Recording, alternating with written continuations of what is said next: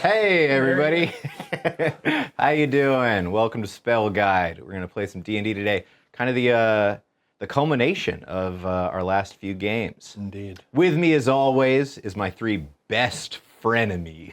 Whoa! I'm the enemy. They're the friends. Wow. Our characters slash actors slash audience. In a way, Liam, Sam, Tegan. Please introduce yourselves and tell us who you're doing. Oh, I'm Tegan. I'm doing Sam. Because we're engaged. I get it. It's important that the fans think that they can get us. So for the purposes of this, we're all single. Oh, wait, no. I'm Like the definitely Beatles, we're not allowed to so express single. Anyways, I'm playing Olive, who is a sort of a bard, ranger, roguish kind of half-elf character. Great. I'm Sam, and I'm playing Wyatt of Redport, the most wizardy wizard to ever wizard. He's grumpy. He just usurped one of his colleagues who went rogue, and he's slowly been discovering disguise self magic to make himself look younger. Good stuff, good stuff. I'm Liam, and I'm playing Emmerich, the fighter. And man, oh man, I killed a boar. It seemed very dangerous. It was easy for me. And one hit, that's all it took. A little softened it up with a bow, whatever. I'm interested scientifically in centaurs. Find them fascinating. And I'm about to fight a war with my men, who I command. Exactly how many men do you have? I have 20 men Wow. at my command, You're gonna and some stragglers. you're gonna make a big difference in this massive war, I'm sure. Hey, how many men do you have? Enough.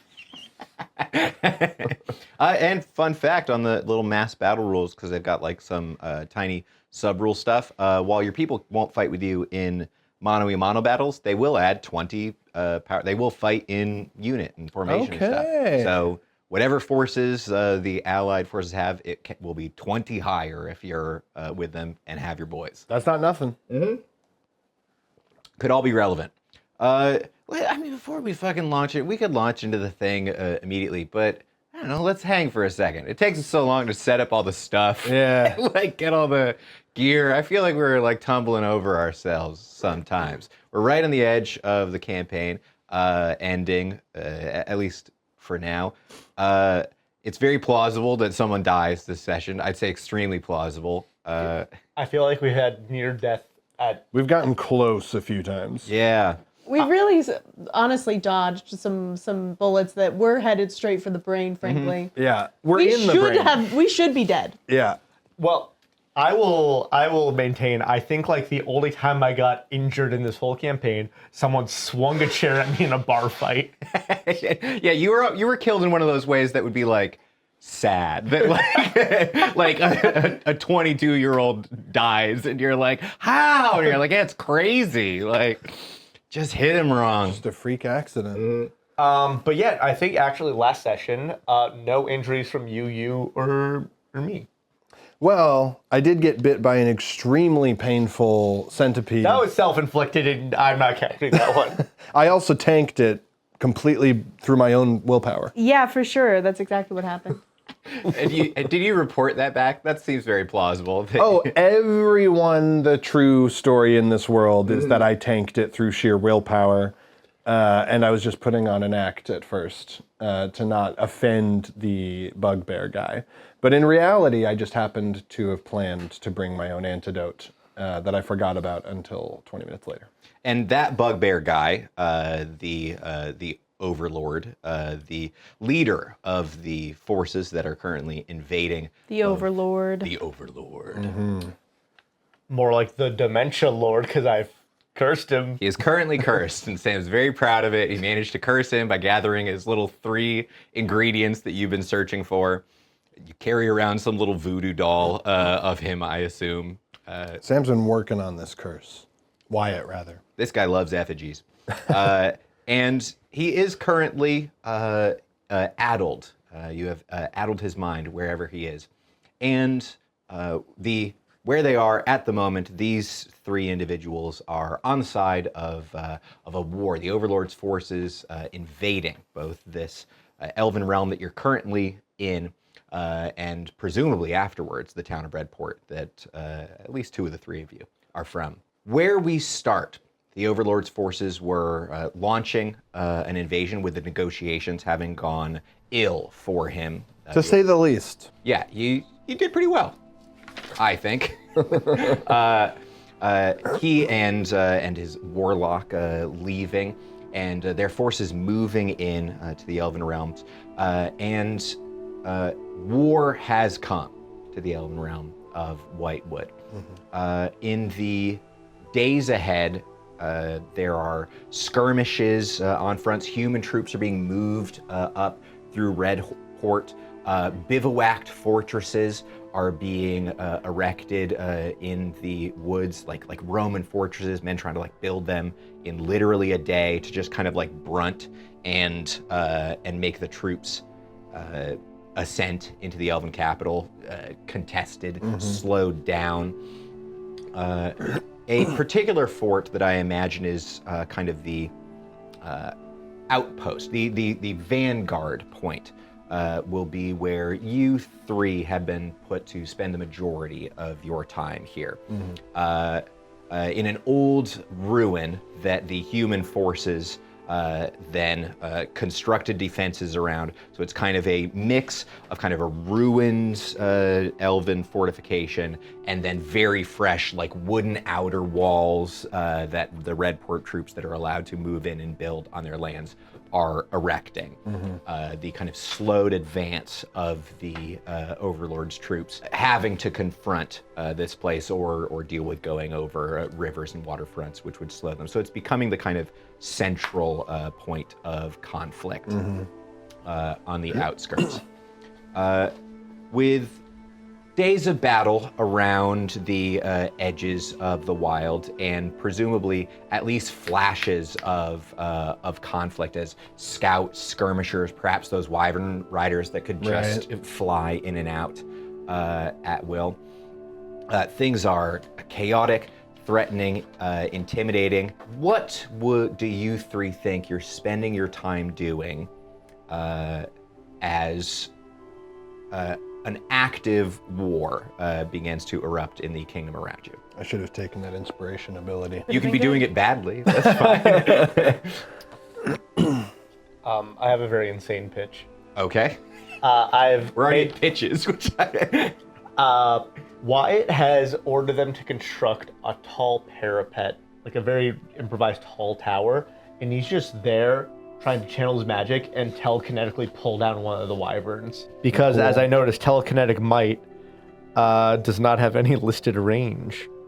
All right, so, okay, you're trying to snipe out individual wyverns, or perhaps, if they aren't specifically in sight, just like troops that you can see trying to use telekinesis to fuck up enemy operations or lines. Wyverns would be your prize, but anyone else just trying to use your wizard magic. Yeah, ballista bolt, funk. Great. Big catapult rock, funk. I'm going to call this place, what do you like, the fort or the ruin? Like the kind of central node on the outside of the capital castle, probably.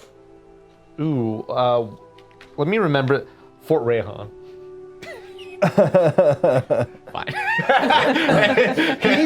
He's the most large and in charge guy here. That's not true. Really? I'm literally bigger. Yeah, number one, and you're his boss, ostensibly. I'm in charge of him. Yeah, but I mean, you're so humble. You. I'm not. I'm not humble. Well, this is Fine, awkward. you could be Fort Emmerich. No. That's fine. I don't think it's either one of those things, if I may. There's a lot of King Reginald's troops that I'd say they Fort Reginald. 9/10 of the forces. Sure, that's fine. That's very that's how things are named in the old days, I guess. People just name shit after kings and queens to try to curry a little favor with them. Yeah. Fine. There you go. Dean, Yes. can I switch out detect weakness for inspire? Why don't you just let too me late? inspire, which is actively... Oh yeah, that is your whole thing, My isn't whole it? All right, I won't step on your business. Okay. Can I switch out my abilities for command and 20 I men? 20 men. His 20 men. We all share. We share the 20 men. No, they're mine now.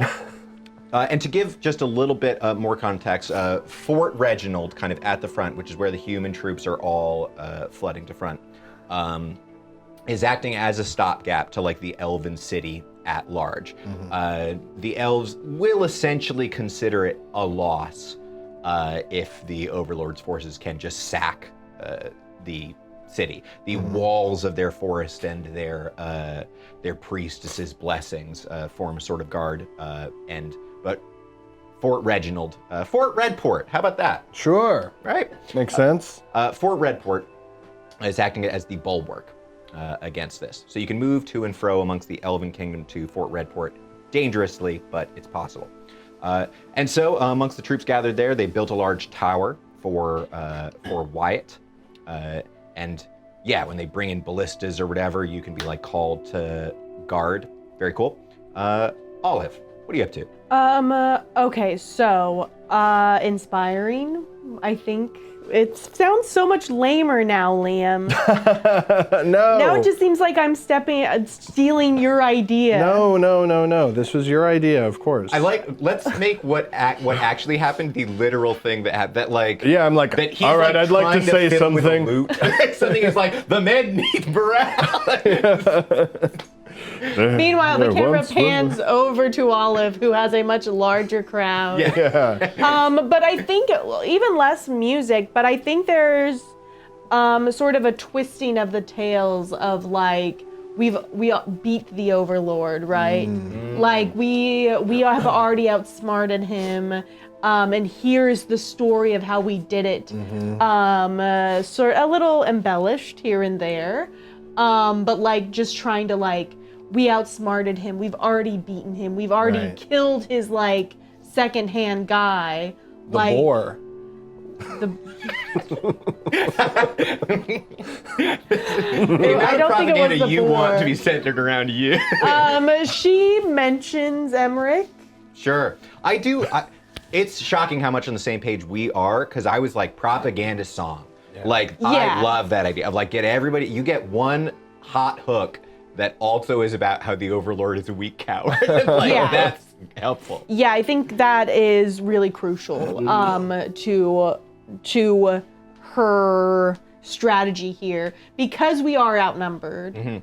That it's like, hey, we've done this before and we're going to do it again, and you guys are going to help us and hopefully give them all a little bit of inspiration along the way. And I'll say that I think as the nights go long in this front of war, that also the small things just like music around a fire is much appreciated. The little version of the thing is also greatly desired here as your cavalry comes back and your exhausted archers settle around you. Honestly, a little music towards the end of the night is probably deeply appreciated by the people in Fort Redport. Emmerich, what are you up to? Well, I'm definitely going. I think I'm making the rounds, of course, with first, of course, my men. First with my men, we're all good. We feel ready, whatever. And then I think I'm going into the broader fighting forces, and I'm just observing. And if anyone seems to need assistance, I'll step in, but I'm not like presuming. And then I also want to be focused on the fortifications going on here. I want to make sure we've got like hot pitch ready to throw over the walls onto them, pour onto them. I've assigned the young lads or whoever spare labor we have to find the biggest rocks that can be physically picked up by a person and bring them up to the ramparts. And I think also digging a trench around the perimeter where they'll be attacking. Stacking the earth up against the walls too, getting that extra earth and fortifications, very cool. Exactly, yeah. I think I'm just like, there's correct ways to resist a siege, and I'm going to make sure we're doing as much of that as possible. That's great, and I think, yeah. Oh, I'm also while I'm doing this, whatever my plan is, I'm doing that now. I see. I'm setting that up now. You're also taking time that people come upon you go, what? No, nothing. Nothing that need concern you. Oh, don't worry about that. It'll come up later. Okay. And I actually think that that's like the building, the digging the earth and fortifications, that's probably where the stallions are like shining. Right. You know, you have men who are maybe more active troops on the front line trying to like skirmish and get like Elven refugees back in and up towards the capital and stuff. But like, you know, the digging trenches, the getting firewood, the cutting down trees, the stacking up that's the sort of grunt work that the stallions are here for. Yeah, and can I also say I'd like to do some like Vietnam-style traps where we're like digging out, you know, ditches, and then, you know, we cover it with a thin layer of like whatever, refuse, whatever, but in there it's like, you know, spikes that are pointed up or like a wheel of spikes that traps you, stuff like that. Deal. I'll give you a one-time trap usability, which is an ability which you can take and always have access to. Cool. If you'd like.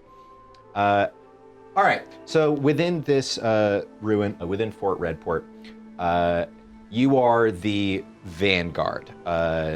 You will receive regular contact by King Reginald, the Elven King Leodin, if you recall, and the Court Mage Finn over those few days as you all are essentially buying them time in the war room. Like that's where they are at the moment, doing the little moving risk table things, around and doing the grand strategy. And you're just on the front in what I will call the pre-siege period. You know, firing of arrows, skirmishes, going out and protecting like supplies that you can get back, them taking up supplies and grenade. You know, we're just playing a little bit before the two sides crash into each other. And on this very night, within the fort, tell me just where you think you would find yourself in this moment, something that plays into what you just said. Ooh, I mean, definitely like around the fire, I think, kind of gathering as many people up as I can. Let's say that I think the cavalry is probably back.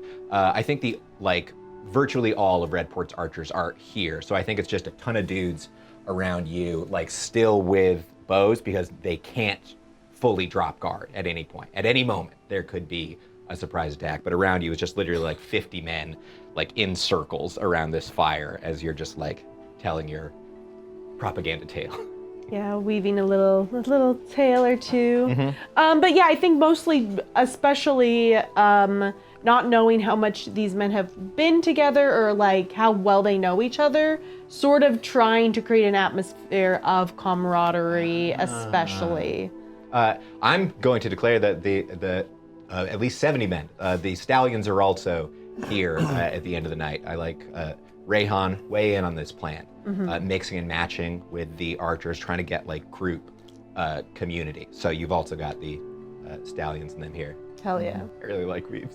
Weebs is the best. Yeah, we like you, Weebs. And Wyatt, how about you? I think that like it's officially sort of like maybe that weird sort of dusk where like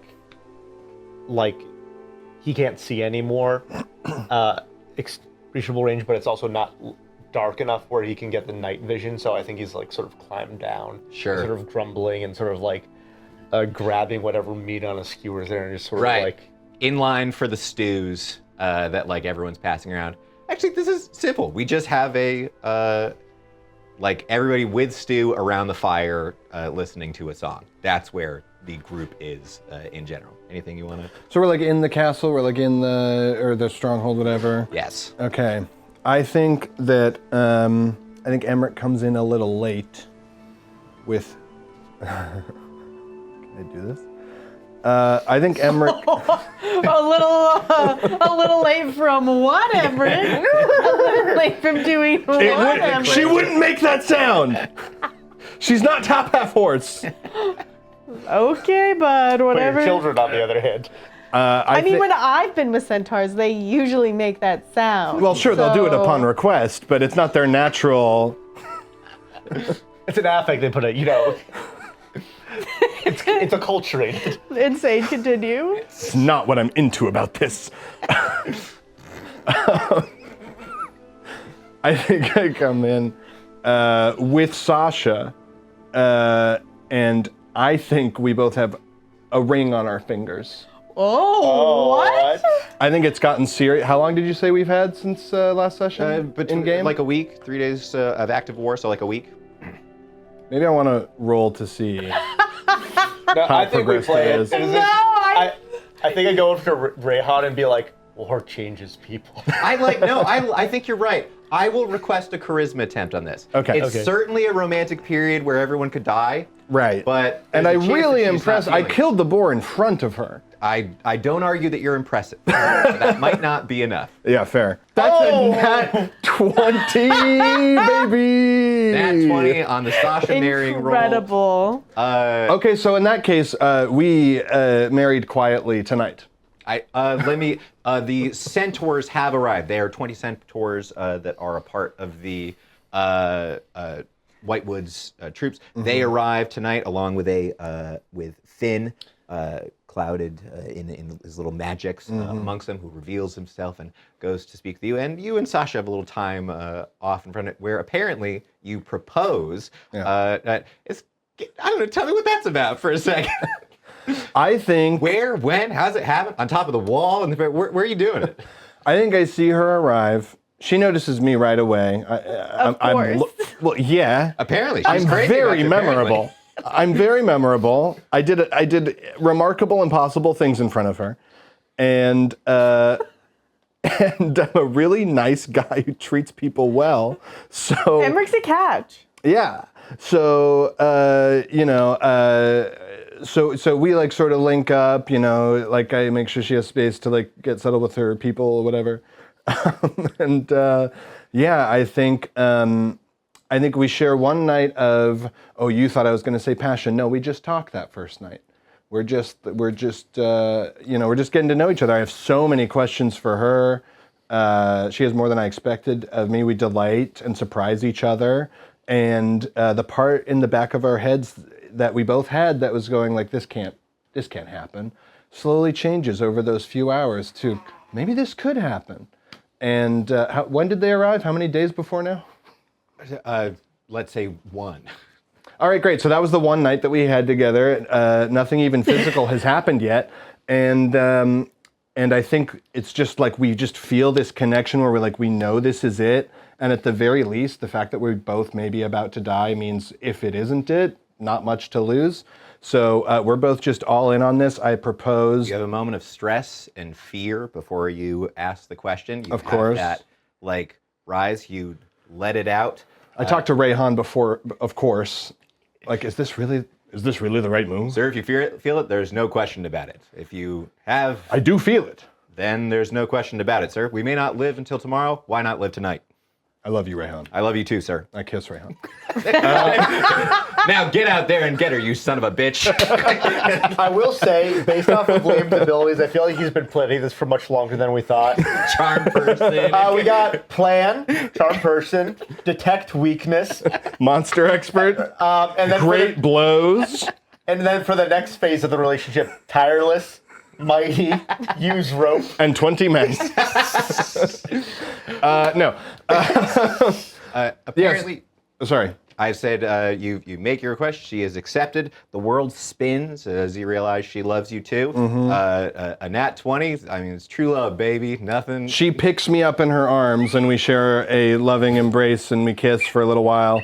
And Like Scooby-Doo style. she's twice as tall as me. I had a mental image of her that was a little different, and I realized now that she's incredibly strong, which I like. She's a centaur. But that's bottom strength. She's also. She's a real. He is buff. She's a muscle She's like a WWE lady. Can you imagine the abs on a centaur for I one can thing? now. Huge. They're upright at all times. Your beloved is fucking absolutely jacked.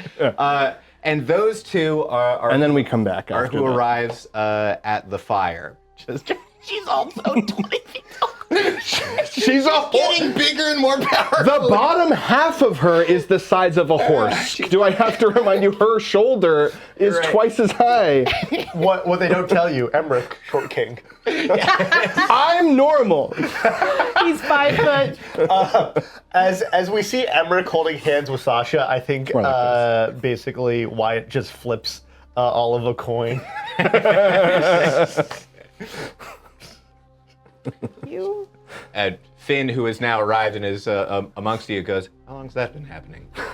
I mean, it was a long time coming, but it happened a lot sooner than I thought. War changes people. War never changes. I mean, if you pay attention to Emmerich, you can tell he's a real softy at heart. Now, the next bet I'd like to try and make with you, Wyatt. Do you think that this is what's going to push him over the edge of getting that tattoo? Oh, no. I think. Oh, I didn't even make that connection. The stallions. Oh my God. We did, sir. I'll bet you 5 gold. It has nothing to do with that. He will finally get the tattoo because of this specifically. I think canonically, like this, I think like the night before when me and Sasha were getting to know each other, I think I said our name is the Flying Stallions. Wild. Wild. Change it. You're not going to be able to subtly change it. I can't remember. I'd say it's the Wild Stallions, and I think she's like, that rules. And I'm like, oh, yeah, totally. I love it. That was my idea for sure. There has definitely been, now that they're like actively a war unit too, there has definitely been a lot more like boys getting tattoos this week to each other around the fire. You know, they've got like their shields, they're like painting the stallions on, a lot of camaraderie being formed amongst this crew. But Finn says, not to disrupt from the good news, could we all perhaps adjourn and discuss some things of importance? This is Sasha, by the way. Oh, we've met. Yeah, we've met. Oh, you did? Yeah.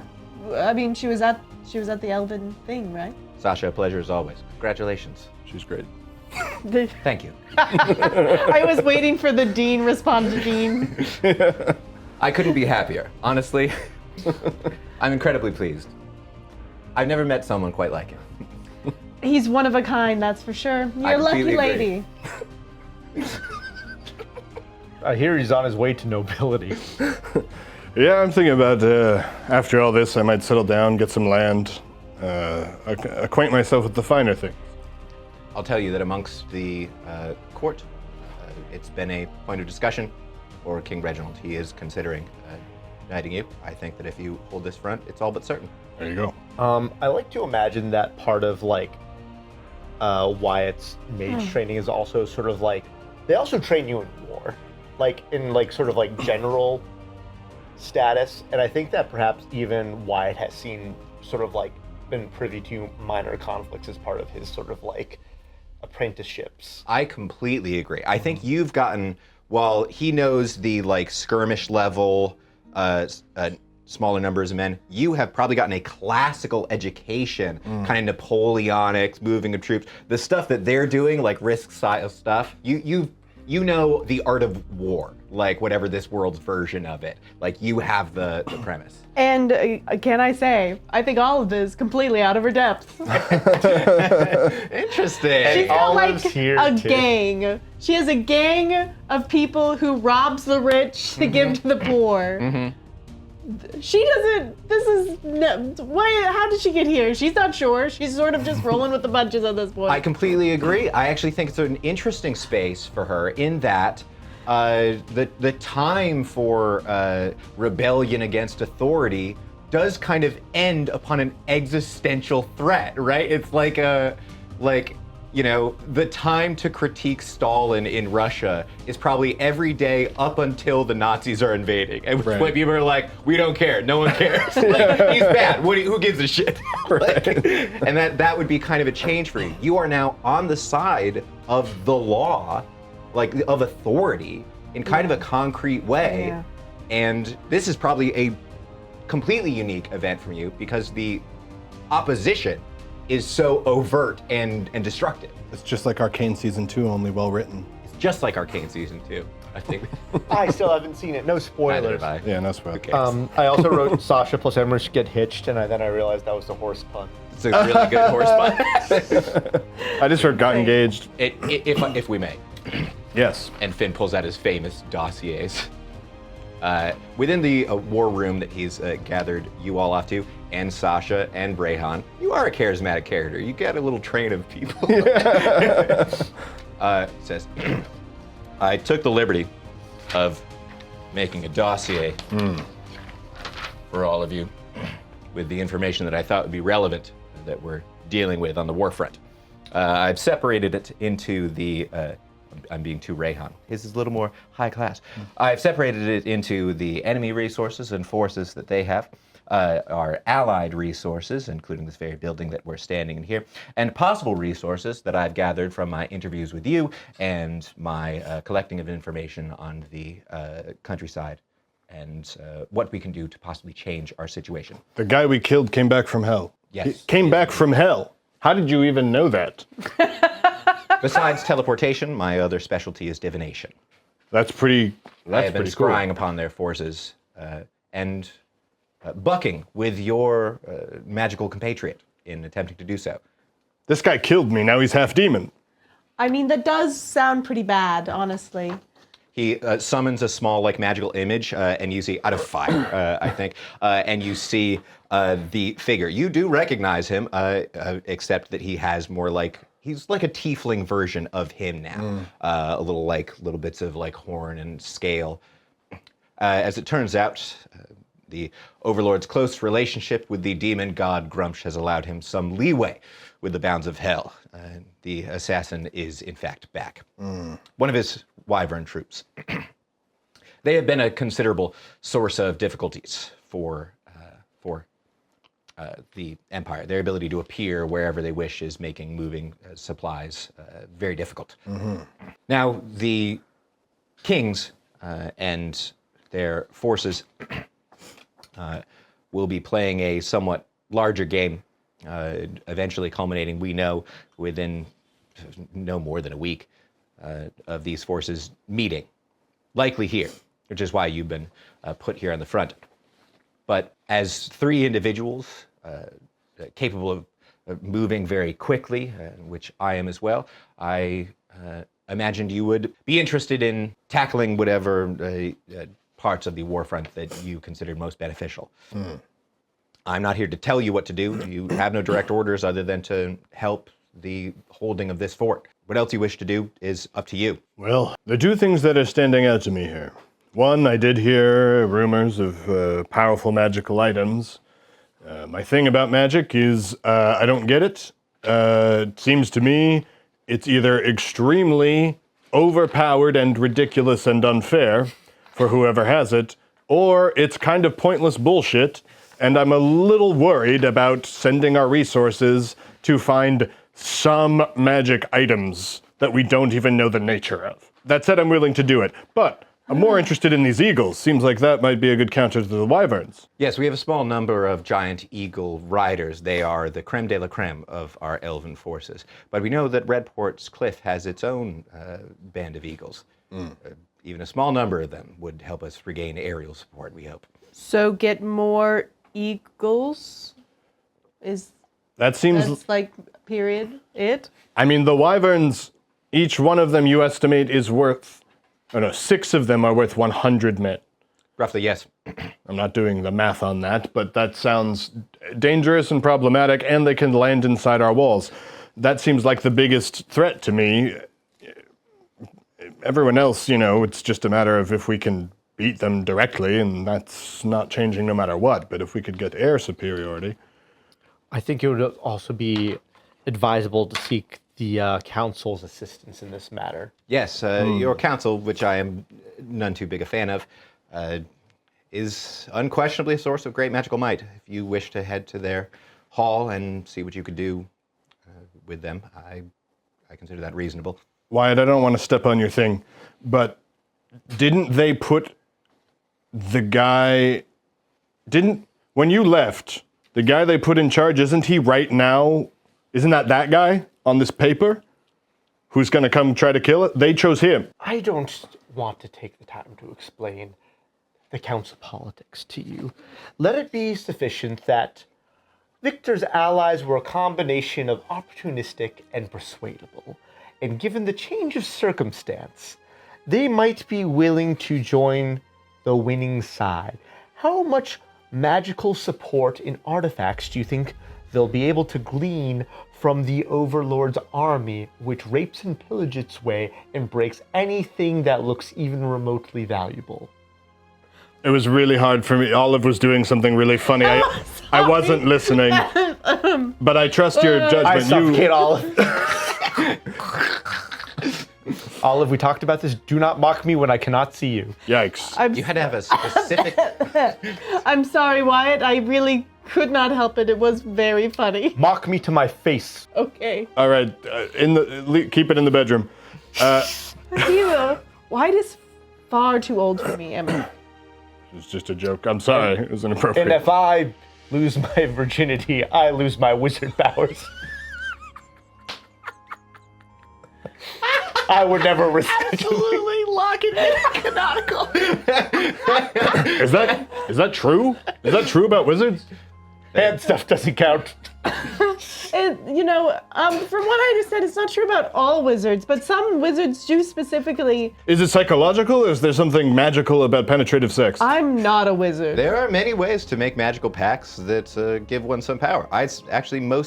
Many priestly orders use this ability to make their compact between their divine magic.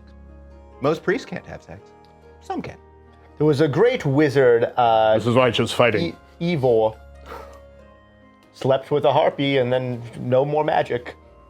Sucked all the magic right out of him. I've heard that story. I know that guy. That's factually true. Wow. He's very sad right now. Why do people do magic stuff? It seems bad. Speaking of which, as people who can do magical stuff, as a teleportation specialist, feel free to call upon me if required. You may have this, and he pulls out a little, sending stone with a little token of his rune on it. Oop. Shouldn't. Olive, what are you going to do? Because I'm thinking about trying to recruit these eagles, but I'm also kind of considering, I'm not doing the magic items thing. I just know I'm going to get there and it's going to be like, oh, you can make it rain. I find it very valuable if you can make it rain. Sorry to interrupt. Yeah, sure. In times of famine, not in times of war. I was thinking of maybe actually going to Candlekeep. It's been a minute since I've been home, and my gang could perhaps provide some use, but also my old classmates. So you're going to get performers?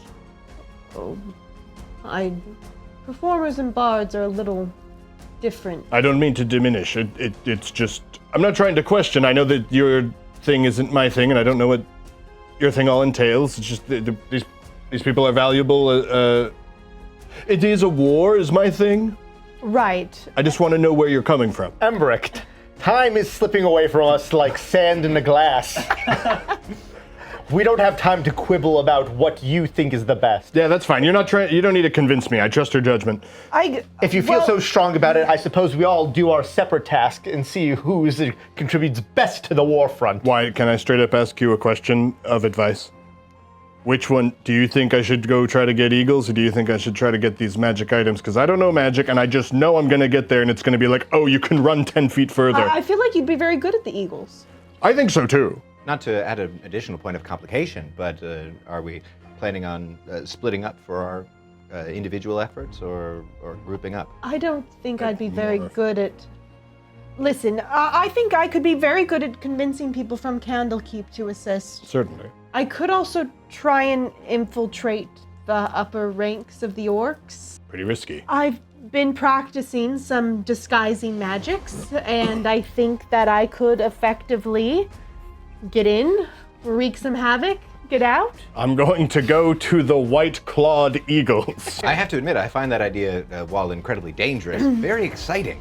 I think it would be playing to the strengths that I have that others don't. If I could get in and, let's see, some of the new abilities that Tegan chose are Charm Person and Subtle Distraction. as well as disguise person and charm person. So I feel like, get in, perhaps get these twins fighting with each other, seduce the Overlord's daughter, and I don't know, slit the throat of the Overlord's general. You get rid of the leadership, I think, cut the head off the snake and all that. If you can pull that off, that would be awesome. And just as a quick that you can either have disguise as a magical ability or a non-magical ability, just a skill. The magical ability can be used swiftly to do a different disguise. The non-magical one can disguise other people as well. Just something to consider. Interesting. The skill letting you do somebody else, the magic do only yourself. The real question is, do we, I forgot this dude's name. The Overlord. No. Rayhan. No. King Reginald. King Leodid. Finn. Finn. Finn, do you have an idea of how much time we have? I mean, as the forces engage, it could be anything. I know that they're working on undermining this castle right now. There are hundreds of men on the outsides of the castle. And almost as if you've summoned it, you hear a series of cries, a rocky crumble, like a small explosion, and then screams filling the courtyard.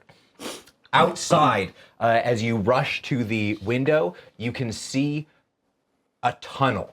They've dug underneath the walls. Hundreds of feet they must have been digging. And you can now see outside, under the walls, in the courtyard itself, Orcish troops who are still actively shoveling their way out of the hole, trying to pull themselves up and out as forces in the courtyard try to meet. I'm punching the glass out. Bring the pitch! Pour the pitch on them! Question, do I see torches within the tunnel? Good question. No, orcs. No, sorry. There are torches within the castle, however, but they have dark vision. They don't need it. They begin pouring out, having dug a tunnel underneath the capital walls? Not that. The castle walls, and are now pushing their way in. A small force, relatively, of tunnelers is pushing their way out, and the unprepared men in the courtyard are fleeing to try to regain their position. What do you do? A spider climbed down the wall out of the window I just punched open. Rad as hell. Let's actually roll initiative real quick. All right. A really great sentence. That's fine. That makes some sense to me.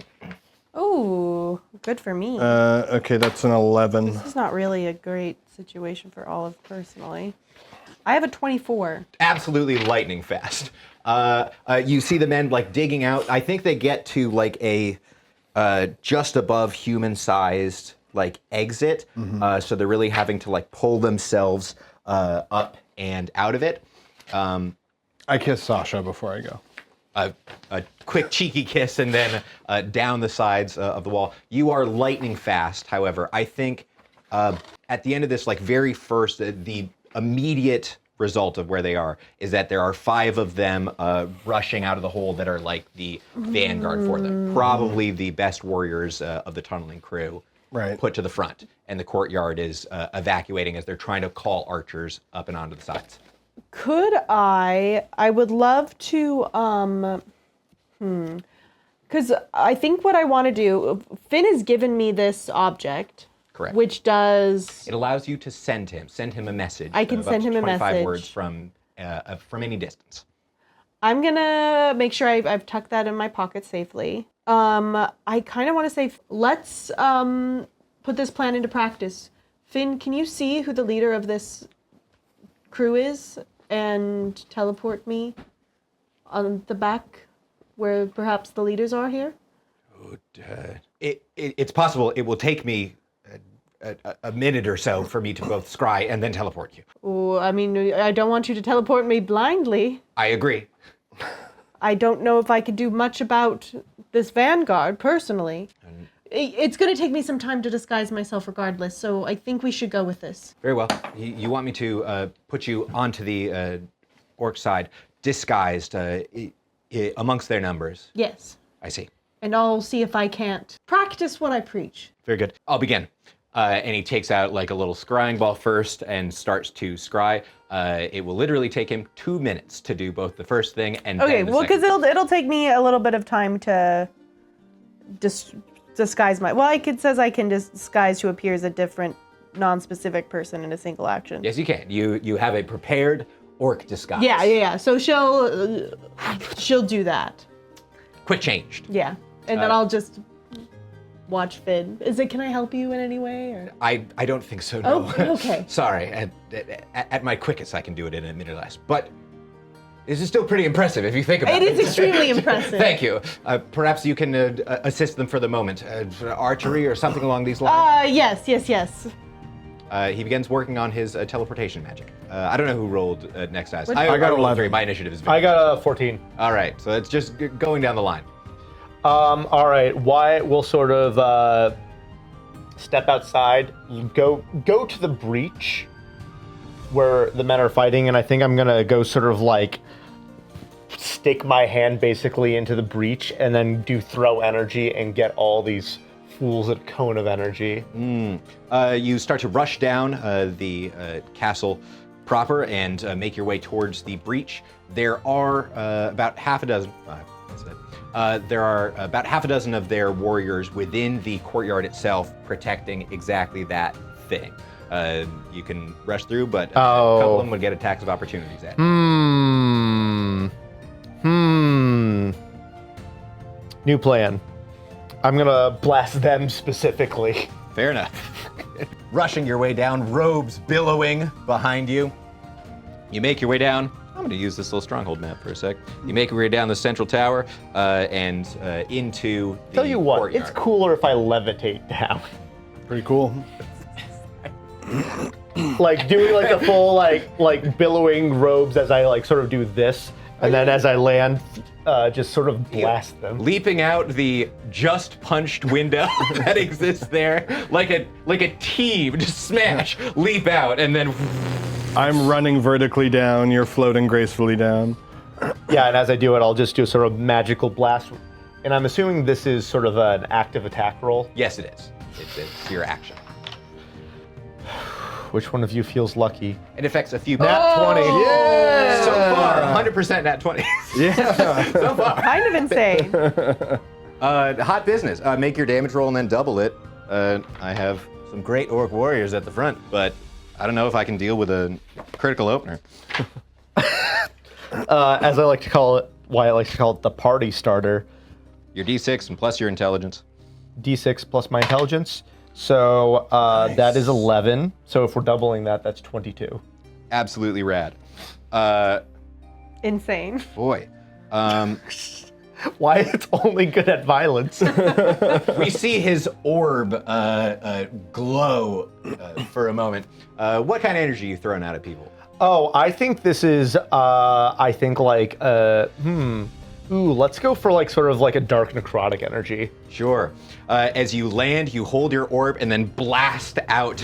And the fact that 3 of those orc warriors who go to meet you just start to. It's like Spider-Man when the Green Goblin throws that bomb that just, they just turn into skeletons. drop to the ground and are like melted by the force of your arcane magic. 2 of them remain in the courtyard, and you can see more people starting to pull their way out of the hole. 3 down. You done? Yeah, he's done, I think. Okay, I want to clarify that before I went out, I said I kissed Sasha. How do you do that? Well, I jumped and I did like a jump kick off the wall to get the height. Passionate. Fine. Passionate kiss embrace. I love you. Then I leave. I'm so glad you clarified. I just wanted to make sure because people might have been confused. Right. The small thing you got, your spider climb is 3 points of contact, so you are leaping up and down the wall, but not literally whoosh. Oh, sure. Okay, I can't just. Okay, It's that's a very fine. small thing, but I'm going to be a stickler. No, that's fair. I mean, okay, I'm crawling down. More Spider-Man references. I mean, look. I mean, I'm good at hitting with my sword, so I pull out my sword, and I just rush right in there, and I can target additional enemies within my reach, and additional, so I can hit 2 at once. So that's what I'm gonna do. There are 2 in the courtyard. You join your friend as 3 men melt necrotically, and begin to do what you do best. No, orcs. They're not people. Yeah, They're one people, leg but in the they're air, all combatants. cutesy is for sure. Okay, all right, let's see what we got here. Roll 2 dice. Not. Oh, sick. That's way better. Well, Roll them in the cube. yeah, you're right. In the cube. Maybe I should In just the re-roll the cube. other one too. Oh, that's way better. No, don't roll the other one. Just take that one. Yeah. Okay, so that's a 24 on my. Yep, that hits. Yeah, I figured. Okay. So then 16. 16 is very good. I deal great damage. These So that- guys have been irrelevant. Nothing wrong with this. so that's just an extra d6, yes? Great damage. Okay. Okay, that is a 12 Ooh. The against 2 enemies, yes? Both? Yes. Huge. You cut into one, dealing 12 damage. Spin around. You're doing the like big spinning style maneuvers, and cut into another deeply. But they have 13 HP. I am afraid. You've driven them back, but you're just like in a spinning fight with 2 orcs in the center. Okay, cool. Give me a second here. He's cooking, folks. I am cooking. Let the man cook. Yeah, no. Never mind, I'm done. That's it. The 2 men guarding the front of the tunnel continue to push forward at you, getting like tinged off the side of your blade. Ting, ting, ting, ting, ting, ting. Ting, ting, ting, ting, ting, ting, ting. Like we all did when trying to hit each other when fighting at the Ren Fair.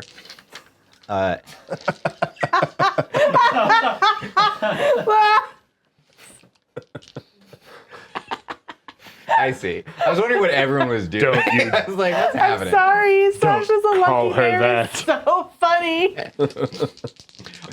It's truly Some incredible. pony loves him. As Sasha's man, Sasha's fiance, as he's called, does battle with orcs. You see 5 more pull themselves out of the tunnels. Great. And then you can see within the tunnel a huge ham-sized fist punching and like digging and pulling its way out of it. Besides the 10 men that appear to have been the initial vanguard, there is also an ogre who is trying to push his way out and into the battlefield. Yes. Before the battle began, as soon as we started hearing this, I punched the window open and I said, "Bring the pitch." I agree. Pour it on them. I just wanted to flag that. I hear you. Did you say that before or after or while kissing Sasha? No, I said that first, and then I kicked off the wall and kissed Sasha, and then I went and fought. I think that the guy spinning in the center of the battlefield is getting the majority of the attention. So 4 of the warriors are on you. What's your AC? Ooh, I think Oh, this is a two big hits. problem. My AC is 20, and yet. That's really good. That's very good. I have a 19 and a 22 as my good rolls. Oh, wow. Whew. Oh no, the 19 doesn't do it. Just a 22. That's so good. I was going to... Oh! That's a 1, ladies and gentlemen. I deal 4 damage from one of the soldiers as the 4 of them surround you, and one of them cuts you in the pauldron. All right. Here. Yep. I should keep track of my health. Head, pauldrons, knees, and toes. 2 javeliniers throwing javelins as they pull their way out of the tunnel over at Wyatt. 2 misses, and one of them just runs in fearlessly into melee with this wizard. Ooh. I'm sure that a 22 does it. Yep. 6 damage as a tattooed up orc warrior like jukes you out and then just carves with an axe up through your robes. Your orb again glowing with this sacrifice of blood. Ouch. That's their turn. An initial squad of 10 tunnelers and an ogre have pushed their way into the yard. The ogre itself taking a few more moments. But we're back to team turn. Okay, yes. So I'm gonna post up in this window. I kind of want to stay a little out of sight, but I do want to. I assume I can hit some people with the crossbow from up here. So I'm gonna use my swift shot to get off 2 crossbow bolts here. Camera's there. And I just want to do, especially I'm less worried about these guys because I know they're very good. I'm more worried about the like soldiers, and I want to focus on getting the ones who are fighting like the soldiers currently. Gotcha. So well, I'll do these one at a time. The first one is it's plus Dex, so that's 21 Hits. and 10. I have a 16, doesn't hit. Weird how that works. Okay, and then it's just a D6. Yep, plus your dex. Ooh, so Nice. 11. 11.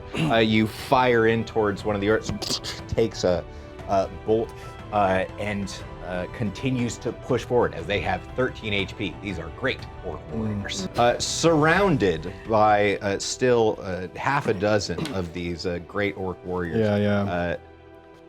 The same threats that you all ran away from, actually, right now, from what you've all ran away from, essentially, a little while ago. Right. From the bugbears. And an impending ogre. Wyatt, what do you do?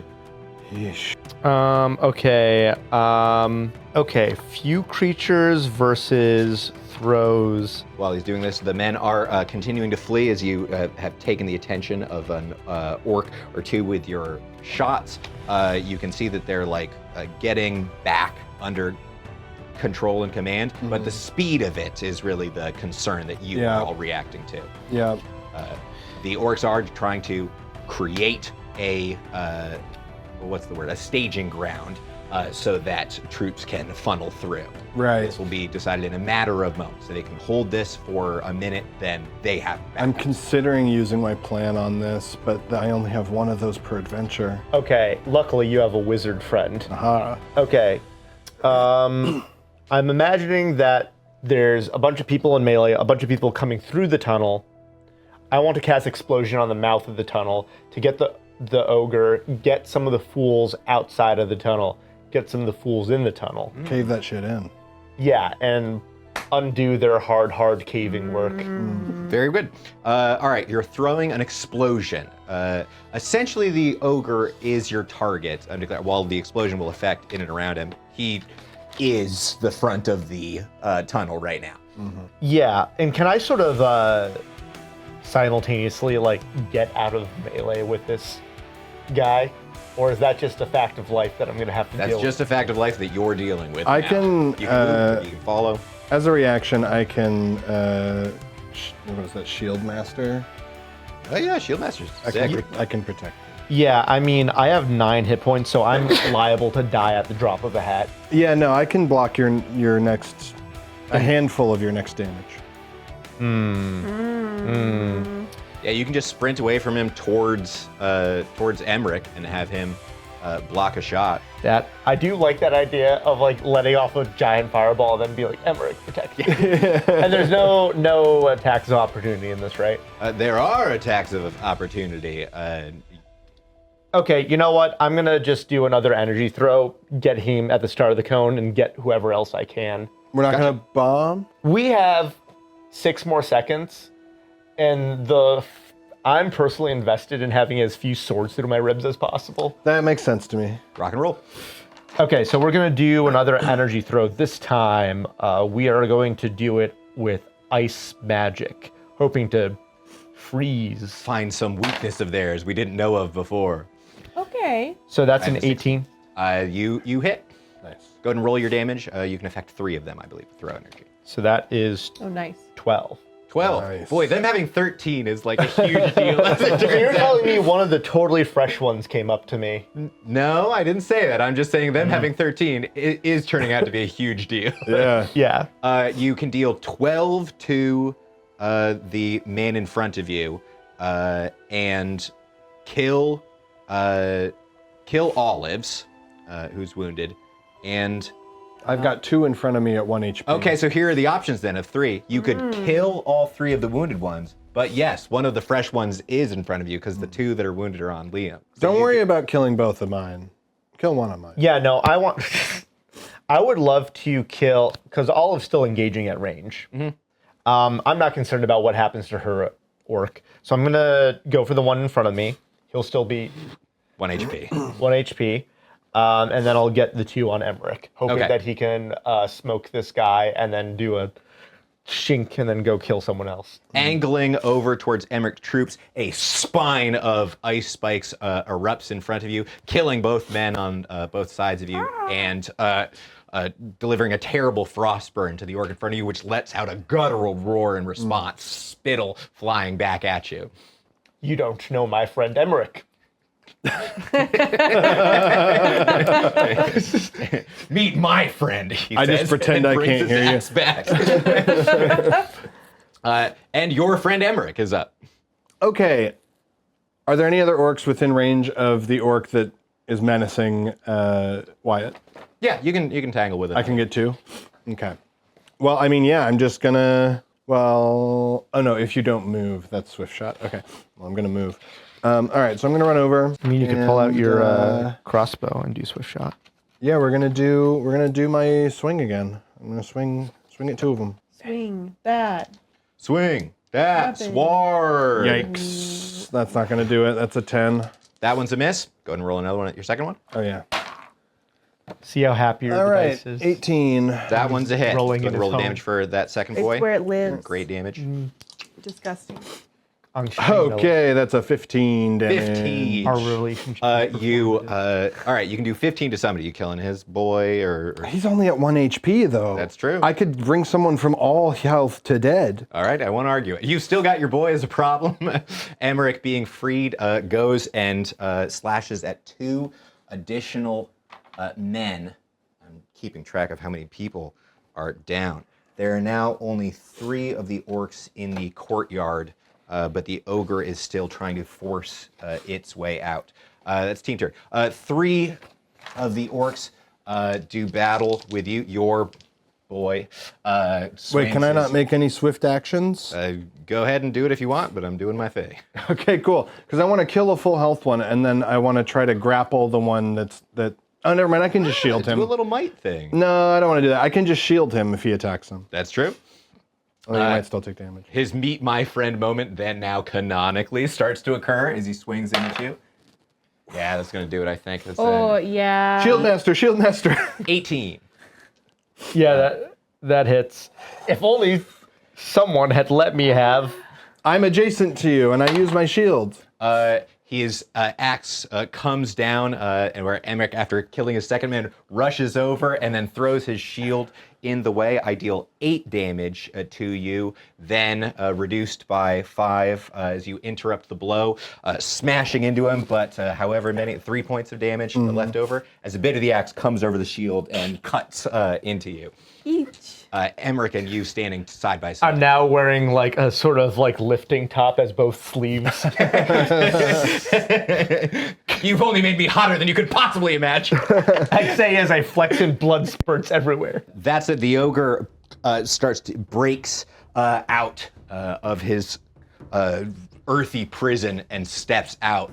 Some 8.5 feet of broad green muscle. This is a big problem. Clambers into the yard and roars out at all of you and sets his sights onto you. That's really bad. It's really bad. It's almost like you should have killed them. Yeah, I've done. Okay. Well, here's the good news. He breaks his way out and does his roar and sets his sight on you and starts to clamber and smashes over towards you until he is leering over the top of you, screams out a mighty roar, and then raises his club. But I use my action to break out, so I have to wait till the end of my next round. It's team turn. You have 3 orcs and then an ogre that's about to go. Great. I'm just going to shoot him up. Good. Shoot him up. Great. I'll take my first aim at the ogre. Why not? Sure. Yeah, I think that's our It's not one. priority here. Damn. It sticks into a bit of hide around his shoulder. She immediately, like, she does sort of this, like, and then refocuses onto one of the other Bad luck. that she's been able to hit before. Oh, wow. The double nat one. Double that one. You see one of these soldiers on the wall get and I don't know, like your sights are off or something. You got something going on here. Fiddle with. Sparking arcane energy starts to form into a portal behind you. Yeah, a lot of big double 20s, then double natty ones. We either fail or we succeed. Big natties. What's up, Wyatt? Okay, so this guy is about to. Yes, as a large creature, he deals great damage on his attacks. Can we choose in which order we go, or is it just... Absolutely. Okay. I'm gonna let Wyatt go first. Because I'm going to command the ogre. Ooh. Interesting. Yeah. Oh, since you're side by side, he is actually above you guys as well. So Yeah, he's right next to me. Yep. So I'm going to just look at him and go, smash up that tunnel. I need it shorter. It's meant to be a barked. Smash tunnel. Okay, smash tunnel. great. We'll go full Avengers. Ogre, smash. And I point at the tunnel full of his comrades. All right. Make me a little charisma roll if you can beat my Oh, that's not very good. No, that's power not very good. of 13. He is very unwise. I'm going to use effort to roll it. Is that how? I can never remember. Yes, you can re-roll if you use your effort. I think you have to literally do it twice. You barked at him, smash that, as you Right. stopped him, and he has a moment. Your confidence so high and poised that he doubts for a second, but he doesn't do it, and now you bark it at him again. Okay, that is now a 15. Smash that! You level your shoulders at him for a minute, and he seems to become confused as to who he's exactly following. He takes a step back and raises his club at the tunnel and does a quick smash over it, caving in the tops of the tunnel bit, and then looking back towards you. Good job! Well done! Good boy! All right. You've got the ogre thoroughly confused at the moment as he looks back but he's not unaffected by this. Okay, cool. Is that like my action? Yes, it is. Okay, all right. So you're full out as you bark it out at him. Oh, wait, no, it's not, baby. Quick action is what I use there. Once per encounter. Quick action to do. Okay. And now I'm going to attack the two closest Okay, deal. dudes to me. 13. Yeah, those hit. I'm sorry, 16. Yeah, those hit. Okay. Okay, 13. Big difference. P. Famously. Famously. Oh. Absolutely. We love to sick. see it. That's 16 damage. 2 of the 3 orcs that you're still doing battle with as your blade spins around, freed of this ogre's. Good boy, good boy. As you slay one, duel around with another for a moment, and then cut him. There is only one orc remaining in the courtyard, and the ogre who, like, at this moment is like smashing the top of it back down. And kind of debating with himself. He seems to be coming back into his senses, as it's not a suggestion effect and it doesn't last long. But once he's done it, he's like thinking back on himself and like realizing, and you see him go, a trick, a human trick, and becomes even more enraged. Wyatt, you're last. Oh, good. Okay, here's what we're gonna do. I'm gonna beat a hasty retreat because there's no one in melee. No one can hurt me. No one can hurt me at the specific moment. So I'm gonna like barrel through like all the soldiers that are coming onto the scene. Move, move, move. And then I turn around, suffocate the ogre. Deal. Okay. Go ahead and make me a roll against my power 13. My wisdom is low, but If their fortitude can't resist my your fortitude much better. Oh no! Oh, come on, Sam. A 16. Big, thick, meaty boy that he is.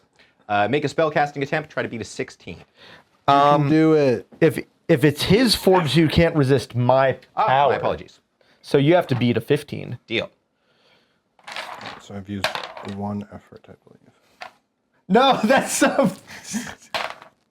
No. Yes! Wow. Human trick!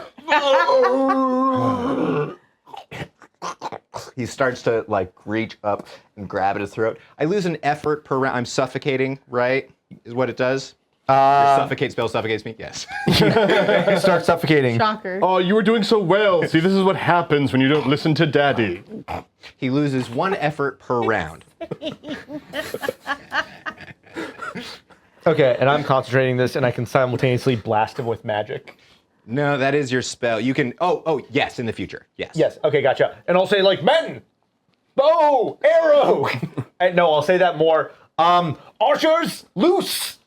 You see them coming and getting information, coming back along the walls. I think in another like 3 rounds, they'll be ready to rock and roll. Don't get in the perfect position. Just fucking shoot. Jesus Christ. These people don't know military science. Okay. There is 1 orc remaining in the entire courtyard, and a suffocating ogre. Yeah. Yeah, orc on you. Both, Makes sense. think. Orc on you, ogre on you. Makes sense. Orc on you, the less big deal. Orc on you. The stick cup coming this fall. Not a This chance. doesn't do it. Ching, Same thing. ching. Then the one that matters. Yeah, the big this boy is- himself. He's got a big A club. great damaging, huge fucking club. Dean's like really prepping this one. Yeah, Look at this object work. doing big object work because he's suffocating. You see his eyes fill with rage and starts to barrel down They're into like the ground. bulging out a little. Right, and like bloodshot too. Son, you don't want to do this. Thump, thump, thump, thump, thump, thump. +6. Wow. Digs up onto the ground. I block it. And Sasha is watching. Yeah, is looking at. Not anymore. She isn't. Good call. Fucking. Sasha's coming in to join the fray. Yeah. That's Been galloping down the stairs. actually fucking no. That's not what centaurs do. Centaurs fucking specialist archers. Anyway, you are toe to toe. You can block. You got great blows and you got might. I'm fine with it. His thing blocks yours. Your enchanted sword taking the brunt of the weapon. Oh, but that does remind me. Ooh. I do have might. As my swift action, he reaches down and tries to throw you. Cool. Make a strength check with me. All right. I have +6, 14. Okay. Yeah, that's an 11. He huge. He reaches down onto his giant mitt, grabbing onto you and throws 20 feet into one of the building sides, crashing through the wood of the wall onto the ground. He deals you. It's weak. Okay, 1 second. It's 12. Pretty fucking good. Yeah. As you take 11 points of damage. Holy. That's It got me looks down. bad. Yeah, that's got me down to 2 HP. But that is their turn. At least I'm out of range of everyone. Okay, well, I guess I'll try and shoot him again. You've readjusted a little bit. I'll look back at Finn and go, how? He's been. Have we done 6 rounds? It's 6 rounds of combat. So I think we've only done like 4. Something like that. Yeah, then maybe it's 4. like it's in an orb, like it's in a portal shape. 10 seconds or so, my dear. Oh, this battle might be over before it even comes into play. It's almost like trying to put on a fake mustache in the middle of combat is a bad idea, Tegan. I don't know. Olive's playing the long game. It's I not about thought- this battle. Listen, I wanted to practice my plan before I actually did it for real. My Yeah. take was that she's understood that the amount of planning that you do is limited, and something bad will happen on the war front as time goes by. So she's launching into her plan as quick as possible, It makes sense to me. which is true. I mean, yeah, especially if he's scrying on the. I hope you're scrying on the actual leadership. I might have to. Oh no! I might have to do my real plan. There's an ogre! He's digging a tunnel! We need to war. Start messing with the spell. You'll bring in Tegans from all universes. Or Olives, Spider whatever. Tegan. More Spider-Man Oh references. man, Yeah, I can't get enough. that's gonna miss. Goes wide. Damn. Finn, I'm gonna need you to bring me some better luck. Don't you can do that? Can you inspire yourself? Hold on. It's only a rest on or a downtime. This guy just said he can give you luck. Winky face. What about give hope? Welcome, Wards in Witchcraft. I don't think Give Hope's gonna help me. No, that's true. Yeah, you need have hope. To have hope. Episode 4. Have hope. Oh, I get it. Anyways, I missed both, and I think now I am sort of like Finn. I may go with my original plan. I think Emmerich and Wyatt might try to talk me out of it, and they're not. I'm here not now. capable of talking to anyone. I know. That's why I'm trying. Like maybe if I'm just gone by the time this whole thing's wrapped up. Any moment Yeah. now. Do Sasha's shot on top of it too. Me? Yeah, just why not? I'm gonna Pardon me, friends. choose a different. Okay. Just because you're a woman, he thinks that all women should Listen, me and Sasha have like this like feminine bond that you would never understand. It's weird. It never came up in our conversation. Yeah, the like 2 conversations you've ever had. We talked all night long. We both had to go literally because we were falling asleep, but we enjoyed it so much that we stayed up all night. We thought it was going to be like a 1-hour thing. Yeah, and you talked about literally everything. We covered a lot of ground. You'd be surprised. Yeah, but I'm not doubting that. I bet you did cover a lot We're shouting this across the fort while I'm like lying in a pile with broken bones. I bet you did I bet you had a great conversation. I'm just saying you couldn't have possibly talked about everything. And like you don't know about like my friendship with Sasha and like the girl times we've had together. Yeah, look, that's great. I'm very tight with all of the centaurs. I believe you. Well, I okay. bet, do you even know that me and Sasha are going in on a shop together? Is this Wyatt? Yes. This is Wyatt. That's not Wyatt's voice.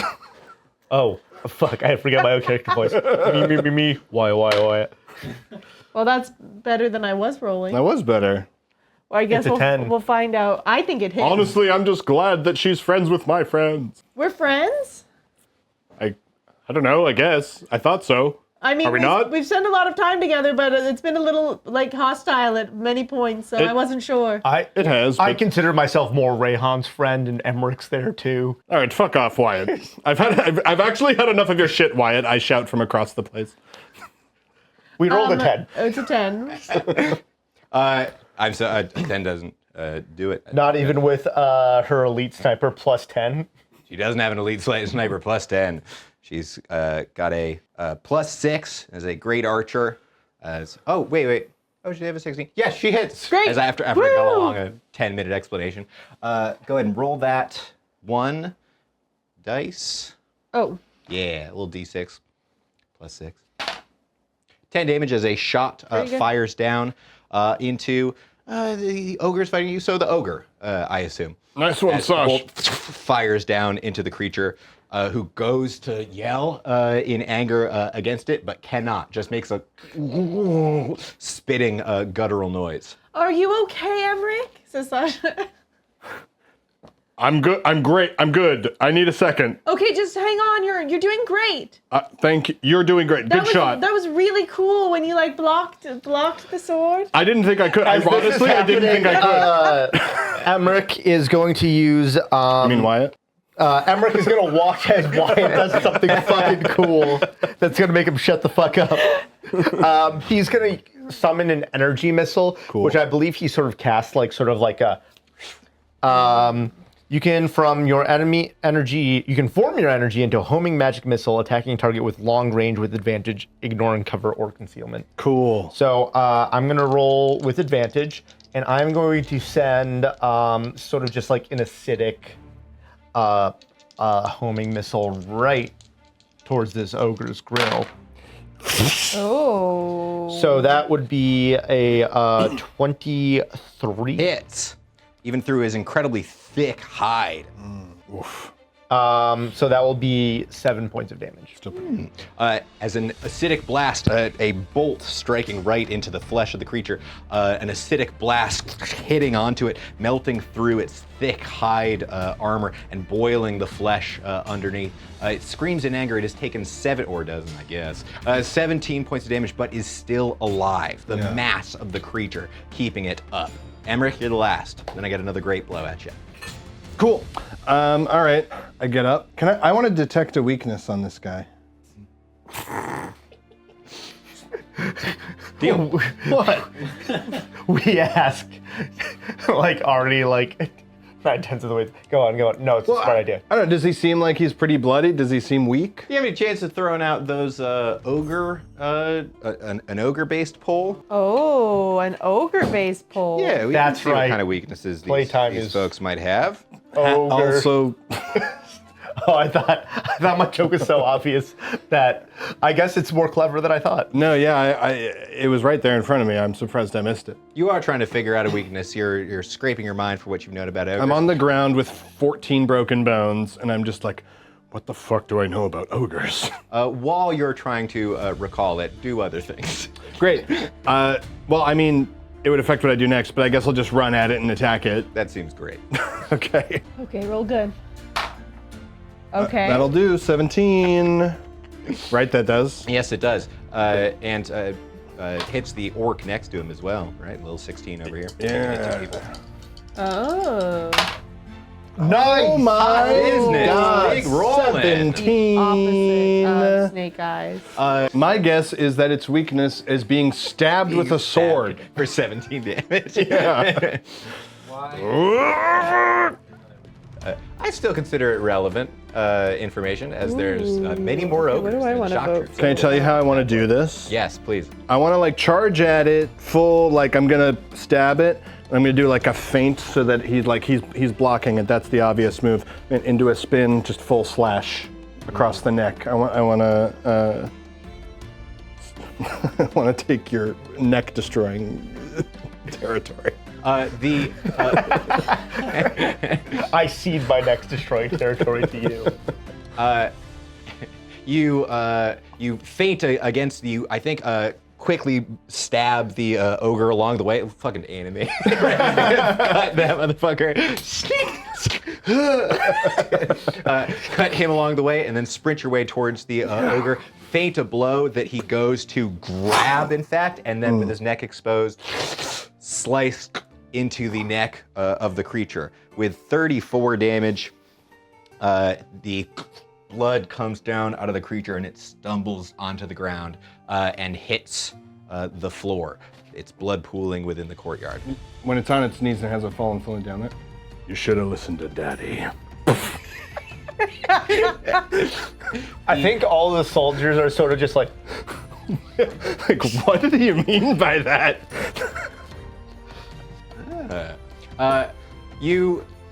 As it lays dying on the ground, you have defeated their tunnelers' advance force, a squadron of their 10 elites and an ogre backup looking to hold the ground and get a tunnel through onto the other side, where Olive is up. In fact, as the teleport portal starts to come to fruition, you can see in his scrying ball, scrying the enemy leadership, as that comes into view, you can see a number of his leadership figures. You don't maybe know all of their appearances. Rhaegar you recognize, Yeah. the Overlord you recognize, Well, and you can piece together the other two.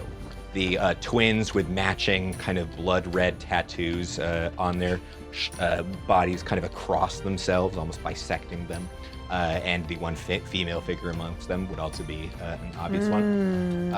And you can see Victor as well, the mage. Ironically, within this so many scrying ball, options. looking into his own. The moment, kind of an Ouroboros happening here, and then speaks something to the Overlord. This is such a bad idea. As apparently your successes are reported somewhere, that the tunnel fortification has been reclaimed, as in the next 30 seconds or so, few rounds, 20 or 30 seconds, the forces regain and start to fill in your stallions and stuff, mortaring on top of it, putting stone. They're just. I like to think there's an element of when And you have the to, boiling pitch is being poured down there as course. well. I feel like there's an course. element of sort of how you deal with moles. You sort of see the rumbling in the tunnel and then Right. you stab down. It's a whack-a-mole situation. Yeah, that's all I have to say on that matter. And the boiling pitch connected the rocks underneath. Actually, that seems really valuable to me because you get a bunch of rock stuff. You gotta get it down there for a distance and then pitch them all into a contiguous mass, right? Right. Now it's just full of a shitload of rocks. And if anyone's down there, they get burned, and no one wants pitch on them. Nobody does. But with the reporting back of the failure of the tunneling attempt, you can see in the scrying image, the Overlord appears displeased and then speaks over to Rhaegar How as confused and befuddled is he at this moment? none within the image, although this would have to be Yeah, reported you're not secondhand. there, why? But still, for the viewers, none. He is displeased, but no more so than a football coach whose play failed. This is one gambit amongst many. And he speaks to his second to enact the next. Great. Okay. Okay. Everyone all right? Finn, can you give me a portal there? I can get you within a few hundred feet of it. Oh, good. I mean, I don't want to be. I want to be as sly as I can. You see. You're gonna leave without telling us what you saw? Yep. Cool. I mean, Finn will still be here. I'll report back. That's true. Within a few hundred feet. If things go awry, feel free to let me know. She'll like tap. Oh, that was right Yeah. on my mic. Sorry. On mine too. His sending stone is a little So sorry. like triangle. Cool. Starfleet. But she like will tap. She'll tap her pocket where the stone is. That does not also have a microphone connected to people's speakers on it. I'll get you within a few hundred feet of it. Good luck. Thanks.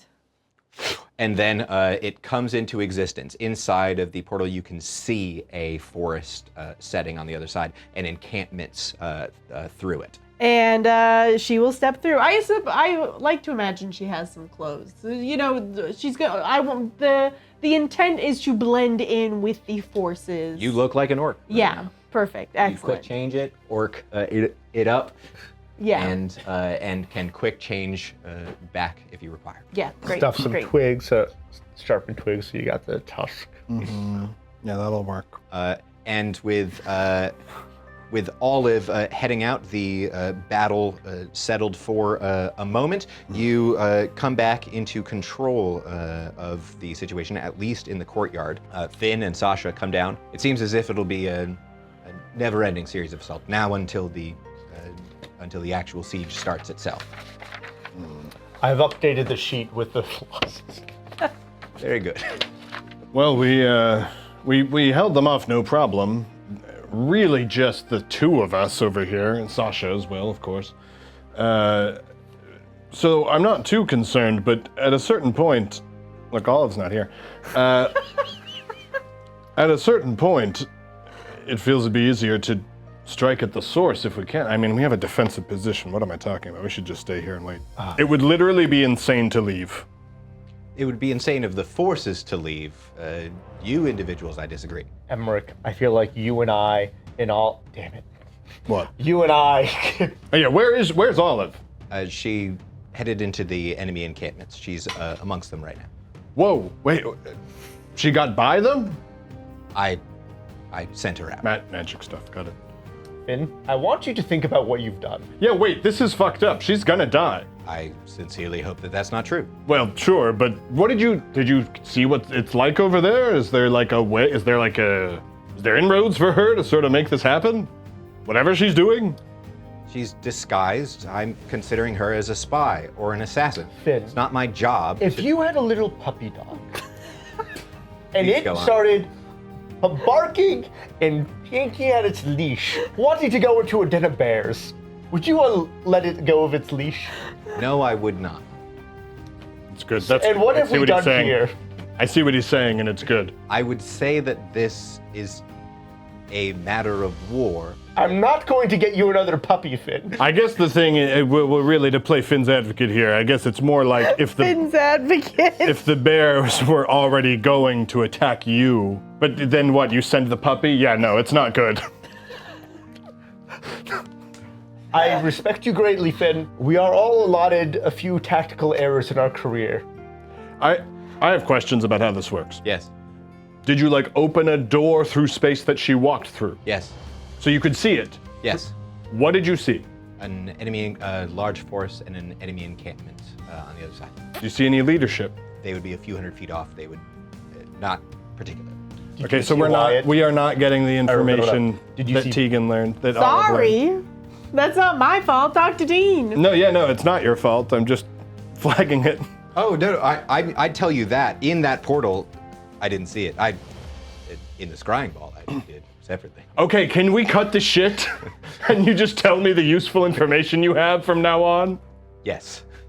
What did you see of their leadership? Their leadership is assembled. They are aware of the failure of their attack and are apparently enacting some other gambit. Is what I take away from it. Didn't you curse the guy? I did. Check. voodoo doll. Did the guy look cursed? That's beyond my ability to say exactly. What was the nature of the curse? It will intermittently cause him to act extremely erratically. Intermittently. Okay, so it's really nothing confirmed. Yeah. I'm gonna put some fresh juju into it and Sorry for all the questions. I don't know magic. All right, you. I point to some. Tell the troops that Olive will temporarily be unavailable as she is on a great quest. That she will be reporting back in a couple days' time of her great adventures and her great treasures. Very good. Emmerich, we're gonna have to keep this lie going as long as possible. That's fine. In the meantime, I think it is best that we leave the fort holding to the men here and we pursue our separate gains of power. Yeah, I guess. I'm a little worried, frankly, about this. I mean, we did all the work just now. No one even, straight up, no one helped. That was like a 45-second long fight, and we did everything. I'm worried about them. You. How fast can you draw your bow? No. He runs over to the side of the room where his bow's in the corner and goes and grabs it and brings it back. Okay, see, He picked it up, he didn't draw it. I think I see some of the problems with the troops now. I mean, if this is what we have, this is what we have. We can't just be everywhere. Because it's not like we can send them after the eagles. Could you have Rayhan train the men of how to actually fucking shoot a bow? Such a good idea. Rayhan. Yes, sir. I need you to whip these people into shape. They took almost a full minute to not help us in a very serious ambush. We need them to do better. If you and the stallions can round them up and help them out. Also, I want to get that tattooed. I'm very excited about that, sir. Me too. I don't think we have time right now. I agree with you. You're gonna owe me But like a 20 post-war gold. celebration situation. Okay, good. All right, that's everything I have. We should bind our wounds. Holy shit. Yeah, I'm actually gonna pass out. I'm gonna sit down. We should patch up and then head out. I hope Olive is still alive. And with the two forces at home,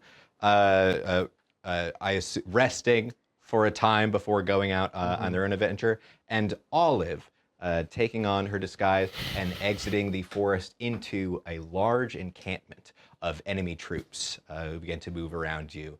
Adrenaline starting to pump through your veins as you Surging. move through. Yeah, just in the wasp's nest at the moment. Olive heads into the smoky enemy encampment, and we'll find out what happens about that after a little break. Yay! We'll take a little break. Hi everyone, and thanks so much for listening to the Spell Guide. This is, as you may have noticed, a actual play show featuring Opus, a fantasy TTRPG system currently in beta, written by our GM, Dean Rule.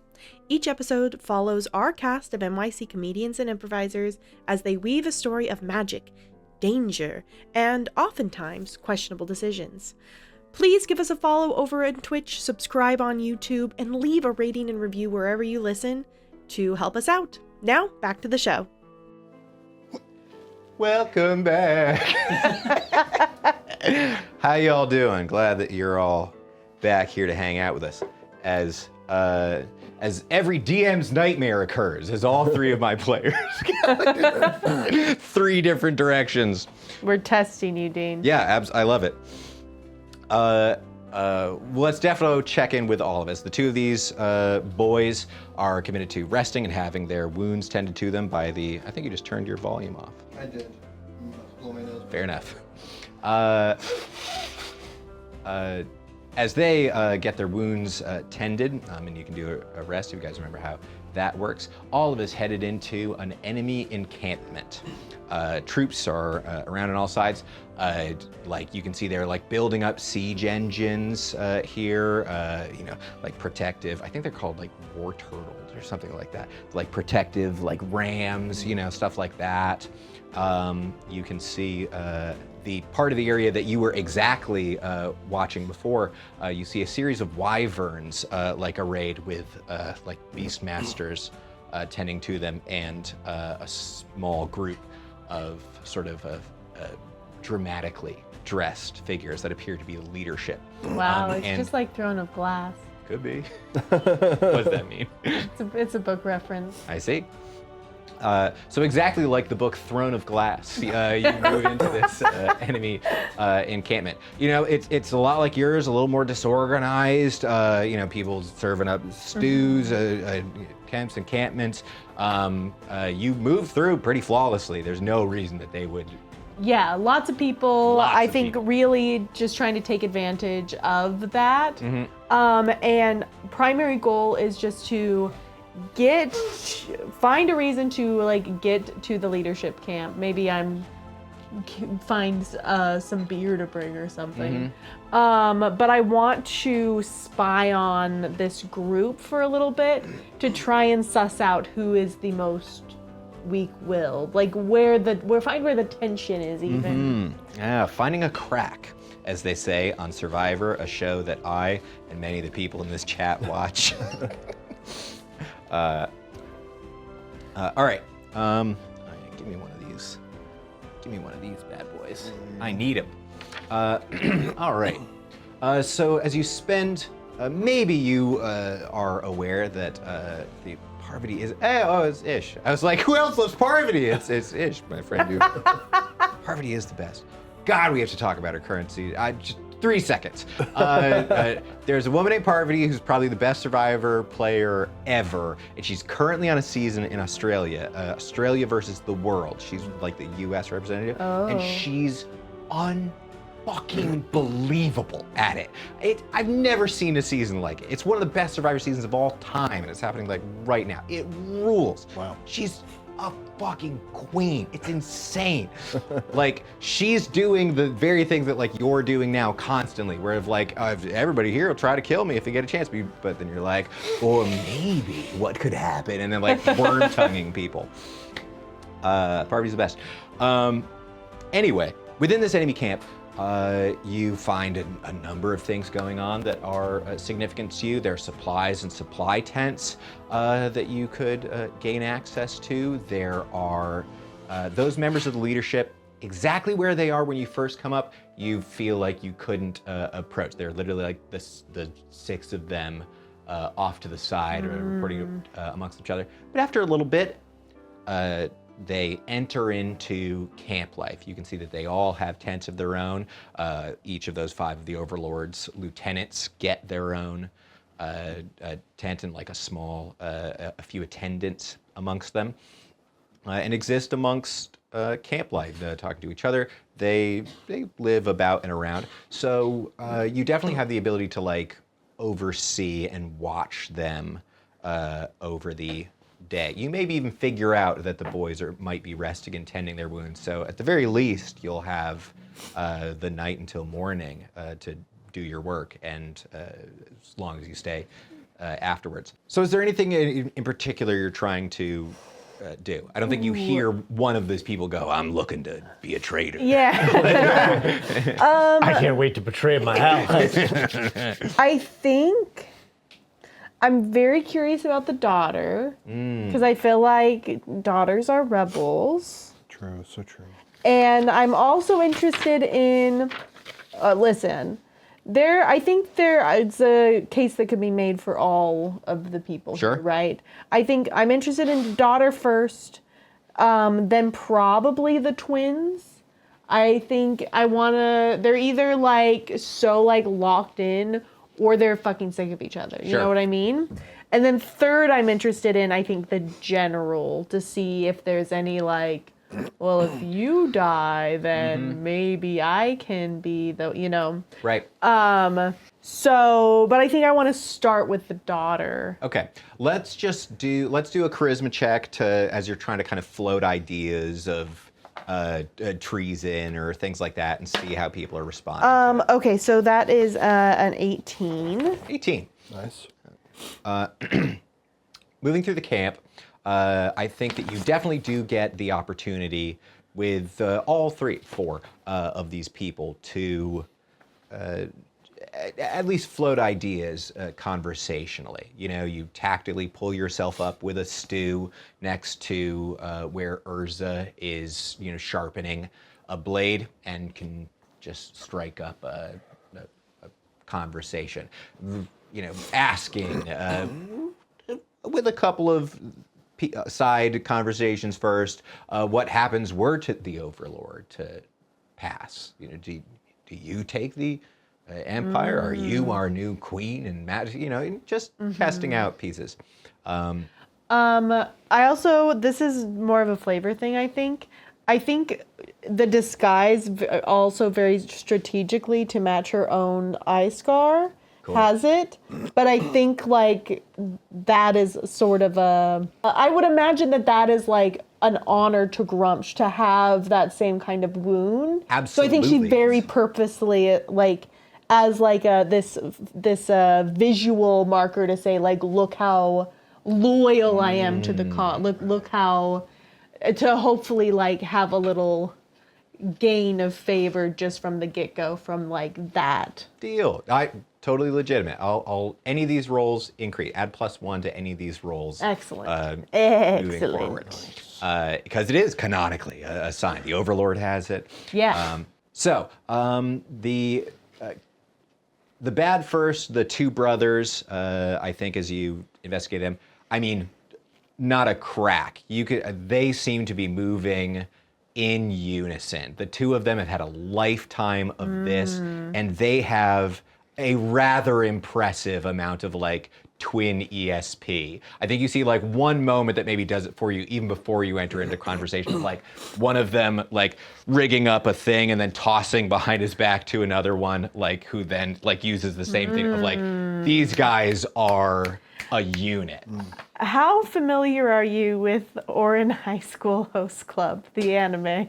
Oh, deeply, please. Okay, so you know how they are very close as twins, but having sort of this romantic tension really throws them off kilter. I see. I think I want to do like that angle of maybe like a little flirty flirt, see if that's an angle, and then if it's like not. You want to try and pit brother against brother. Great. Yes, but yeah.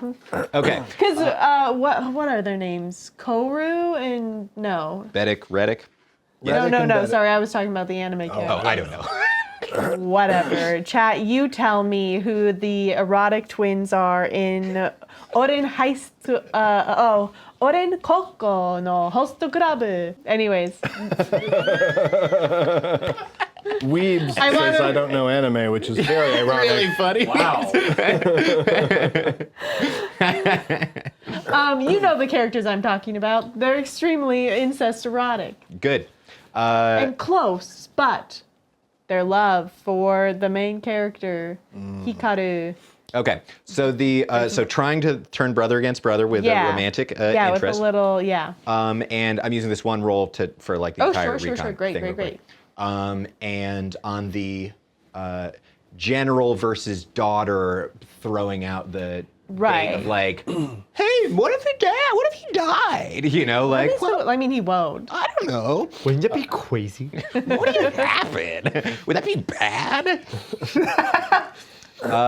With a 19, I think it's totally acceptable that with the daughter, she won't even hear of it. She gives you an immediate like, he is favored of Grumsh, the same being you have dedicated your sight to.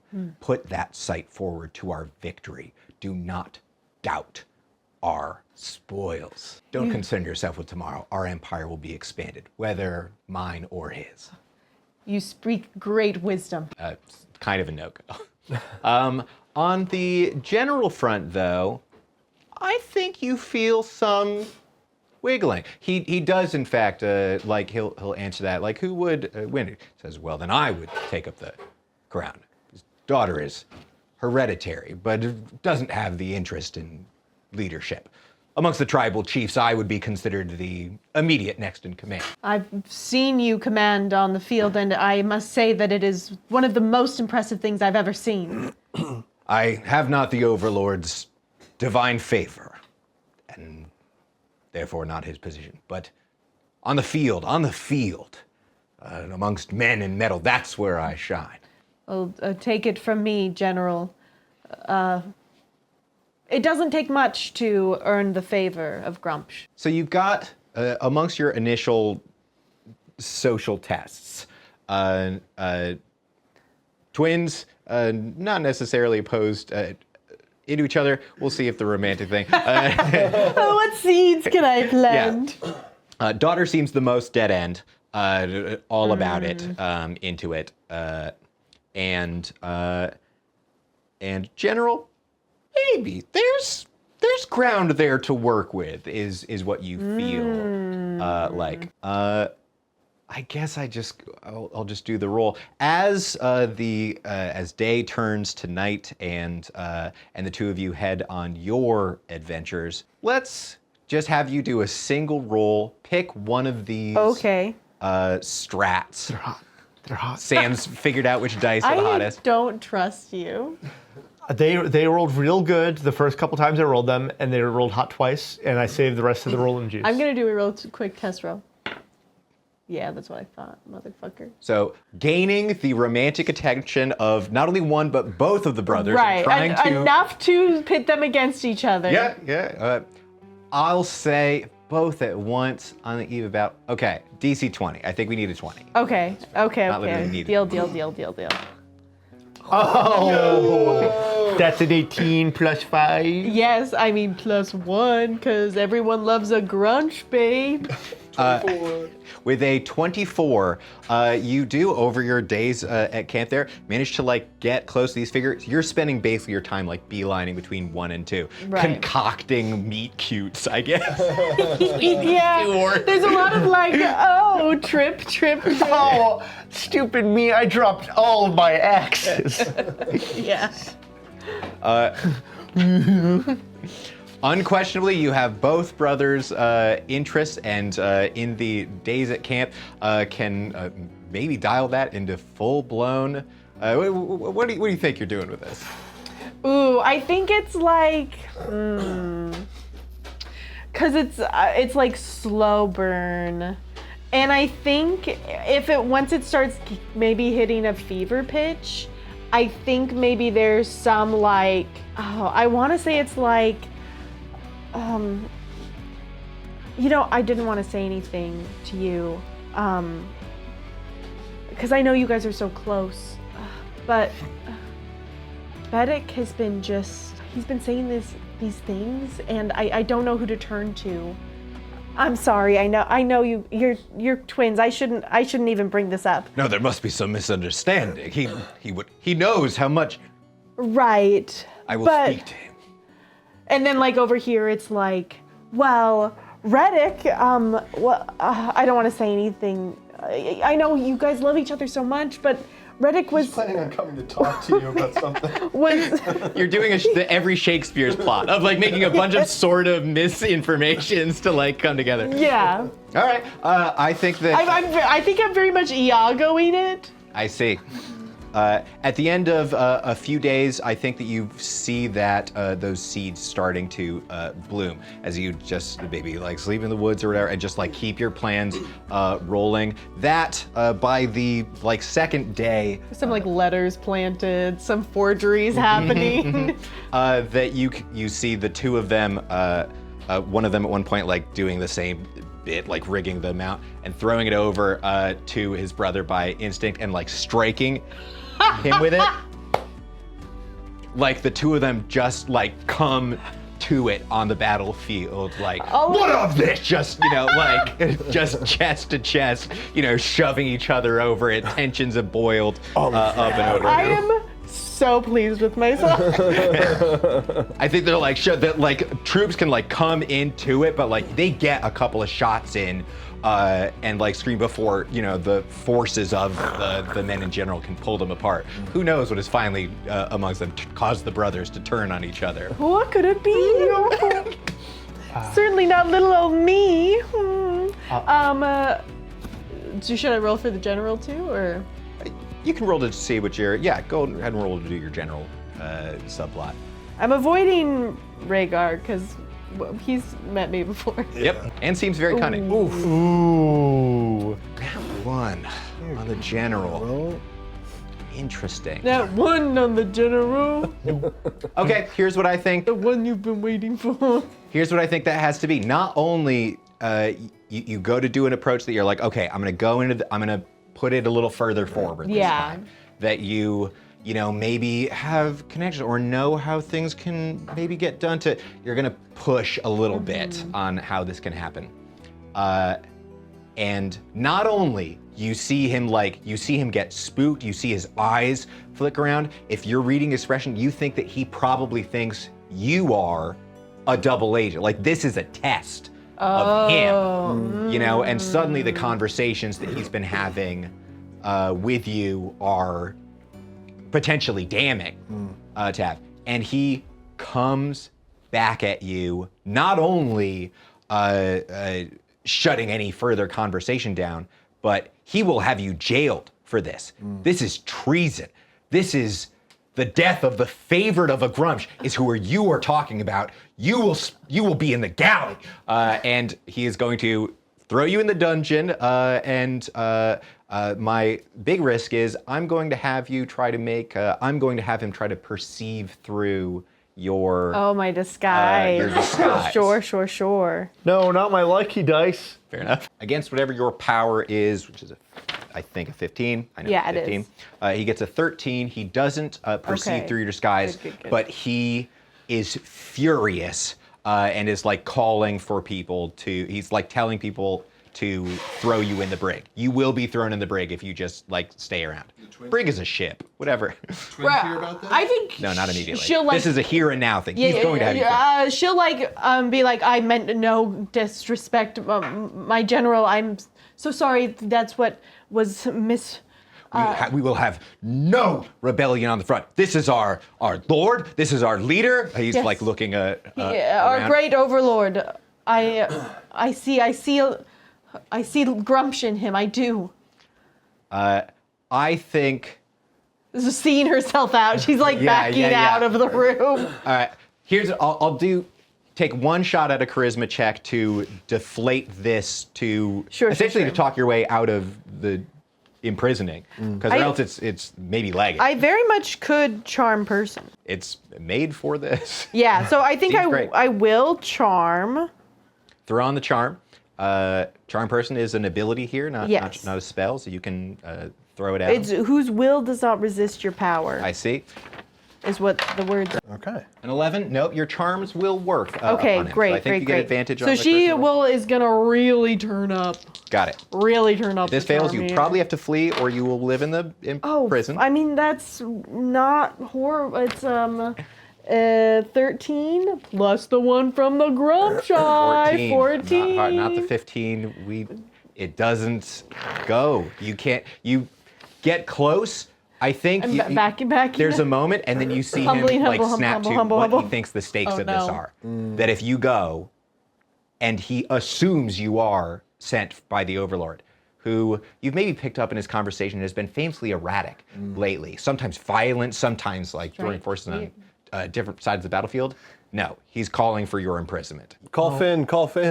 If only there's a way you could magically teleport out of there. Listen, well, can I let myself be thrown? Like, Absolutely. I assume I'll still have my things on my person. Yep. The like whatever their MPs are, come forward and like take you out. He has you thrown in whatever their equivalent of a field prison is. Right. And you are there in some kind of like pit box. Great, yeah. And then I'll like take out my little sending stone and be like, okay, I think I've done pretty much everything I could do here.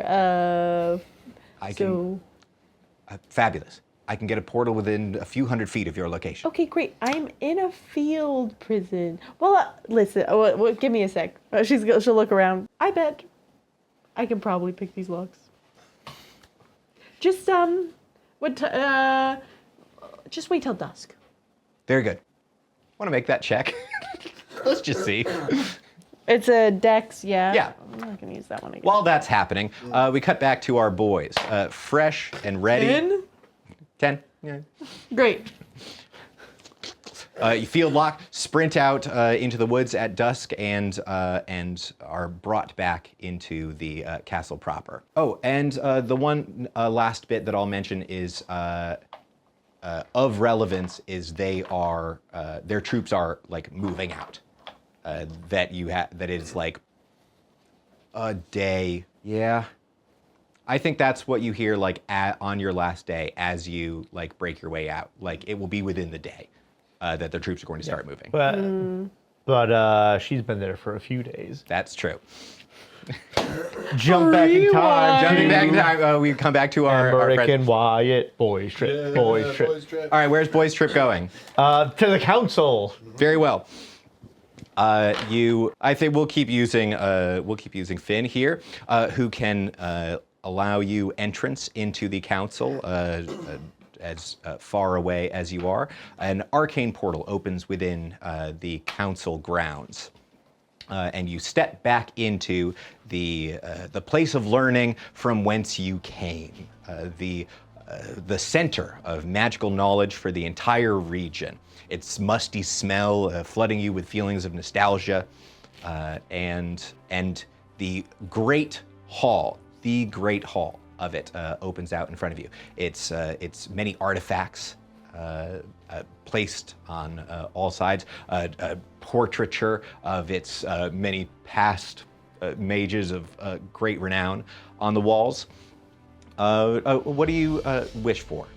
I basically will summon the council and basically be like, we get your rears in gear, we're going to the battlefield. I'll get into the specifics of that conversation, but as I'm going and walking briskly with Emmerich and be like, if this negotiation goes south, that artifact is not warded, that one has an easy ward, and that one, they're stealable. Oh, great. Should I just do that regardless? No. We need, that's a fallback plan. Okay. My bad. Thank you. And I'll say there's even a specific room I think that isn't like hexbag and protected, like rune stone. Like this is where you teleport into a chamber specifically. You can like see the rest of the academy from it, but this is the like landing point. You go to assemble there's an attendant there, like an acolyte. Who? Greetings, Emmerich of Redport, and Wyatt. Wow, that's correct. That's crazy. They're very knowledgeable here. Thank you, Loris. Glad to see you again, sir. You came here to discuss with the council some of the current goings-on the war front? I'm afraid it's urgent business. Very good, sir. Just so you know, we have been approached as well by another graduate who's been seeking to influence the council. It's Yes. Victor, I bet. It's Victor, isn't it? Yes. I know you don't make the decisions here. Thank you for the information, Loris. He wants us all dead, like the ruination of our civilization and our people. Victor, that's his deal. Just thought you might want to know that. Yes, I see. Emmerich, this is going to sound very bad from an outsider perspective, but these are people that's not necessarily a deal breaker. You have to talk the talk and walk the walk, and that means power, magic, and long games.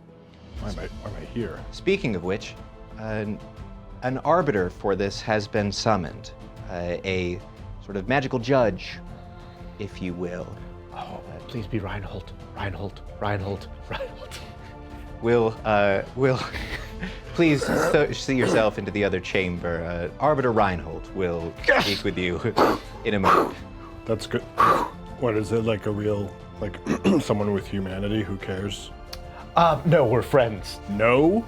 No. No, he doesn't have humanity, but we do have a relationship.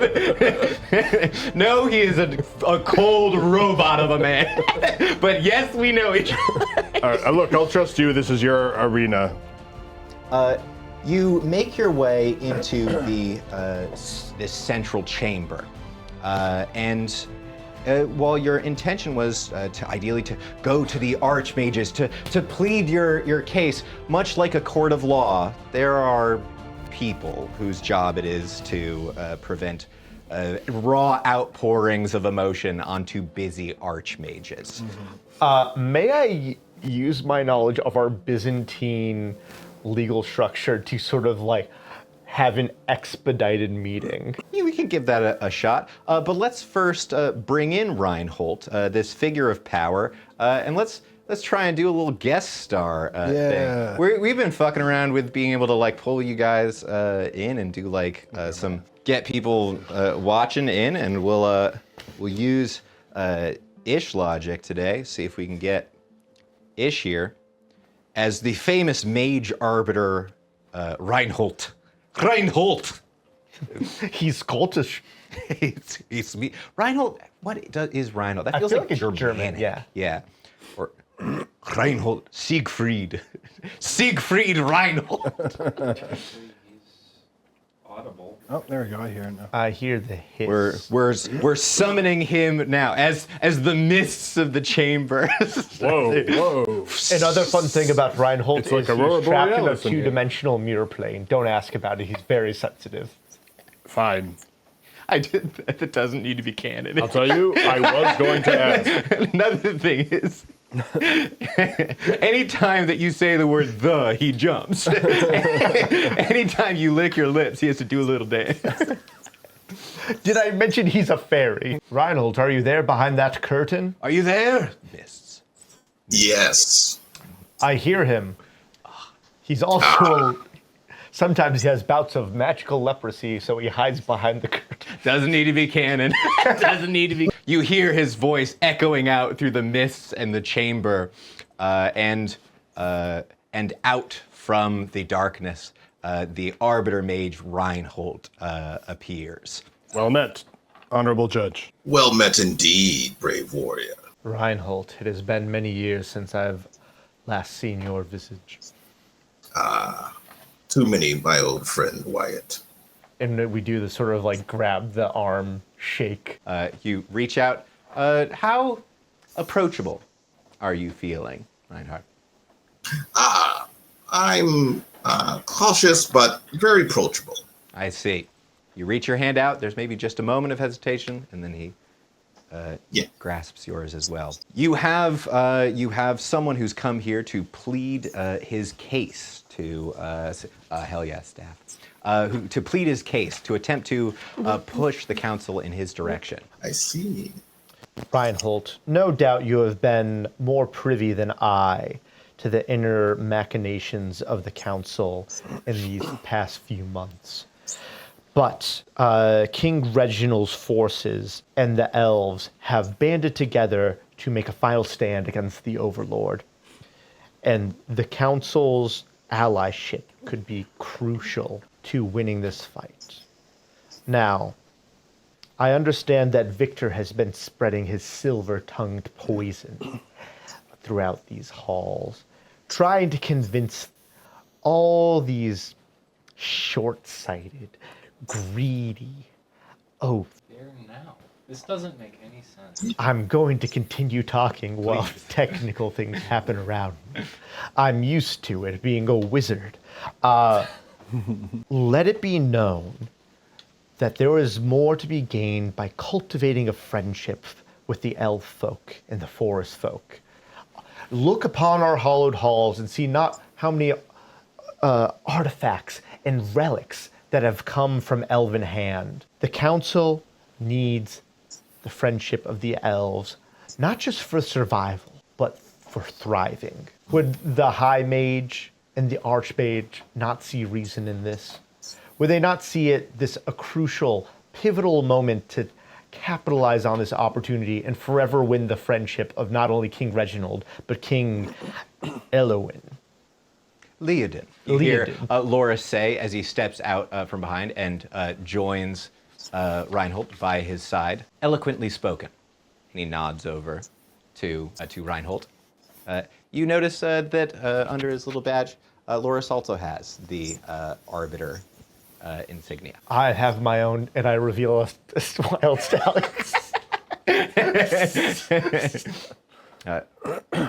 What say you, Reinhold? I would say that is a wise pitch you have made, my friend. But you must know that we have never been able to solidify any kind of long-term alliance with the elves. And in fact, we just lost one of our counselor positions in Redport towards the Elven Mage as part of the deals made. Factually and concretely speaking, Vincent's side would have gained us a mage position over the current reality. But can we not regain that for you? Can we not gain you that and all much more? For not only would this forever make the elves in your debt, but Emmerich and I are elf friends and can advocate deeply on your behalf. That is a very tempting proposition. You seem Hark the bells! We have not enough time. Please summon them. I think we can speak for the mages. That's our job, after all. You speak very well. No one is debating that. This is, as far as I'm concerned, Reinhold, a debate between two powerful and influential members of our community who are, I think, verging upon coming to blows. I think it's likely that the two of you are coming to actual combat, something strictly forbidden between council members. I've been told by Victor that you threatened his very life. Is that not correct? If I may, Victor threatened his life, my life, and the lives of everyone in Redport when he joined forces with an army that worships a death god from hell. Their entire purpose is to destroy all people that aren't them. I have to assume that includes you. You're going to be fighting Victor before long. I'm sorry, I'm just confused as to the situation here. Are you not concerned that there's an army of death marching on civilization? Is this not a problem for you? Genuinely, I don't know. Civilization is much larger than I think you think it is. And I don't mean to be glib about that, but your tiny corner of the world is not the world. And while we wish to stop any unnecessary harm from coming from your tiny corner of the world, have you not seen just in the course of the day how far magic can let you travel? How global your view has to be?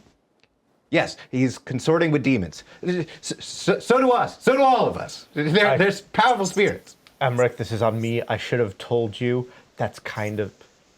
It's not frowned upon here. Okay. I don't mean to belittle you. It's just... Well, you did. I mean, you did. And that's fine. That's your...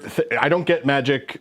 I'll be here if anyone needs me, I guess. I apologize for him. He is not yet versed in the way. He is a spiritful fellow. Forgive him. It's not a problem. I'm not against you. I'm not heartless. I am merely trying to form a reasoned counter-argument. Can I just clarify I got a little Please. off track because I'm confused about everything, but the main point is Wyatt didn't start this fight with Victor. Victor joined up with a hostile force that intends to kill Wyatt, and I think he was acting in self-defense. So it's not that, whatever that rule is about how that works with the council, that's not on Wyatt. To expand on Emmerich's thing, on Emmerich's point, by the bylaws of ambassadorship and subterfuge, we were acting in opposing forces, and thus non-lethal damage is sanctioned. Further, I will abide by the rules of warfare by avoiding Victor in combat, as will he. There is no one sullying their hands with another mage's blood here. Worry not, Boris. Worry not. I just simply say it is in your best interest to recall Victor from the fight.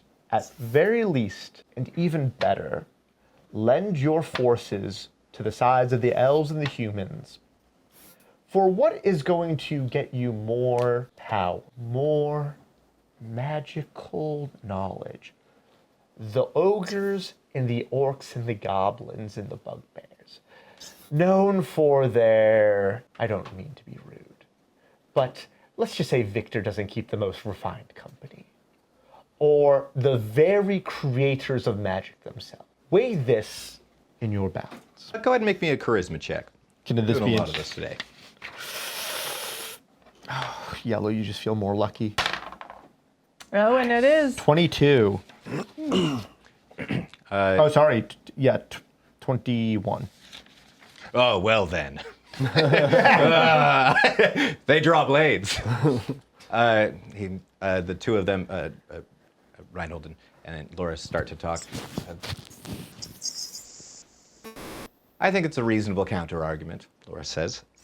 He said he was unwilling to deal any of Victor's blood on the conflict. It means that we're not having mages at each other's throats, therefore upkeeping the standards of our group. What do you think? I think that is a decent proposal, and I will second it. I'll say I'm not willing to go to war myself for he and his cause. I have no skin in the game, personally. You have Wyatt.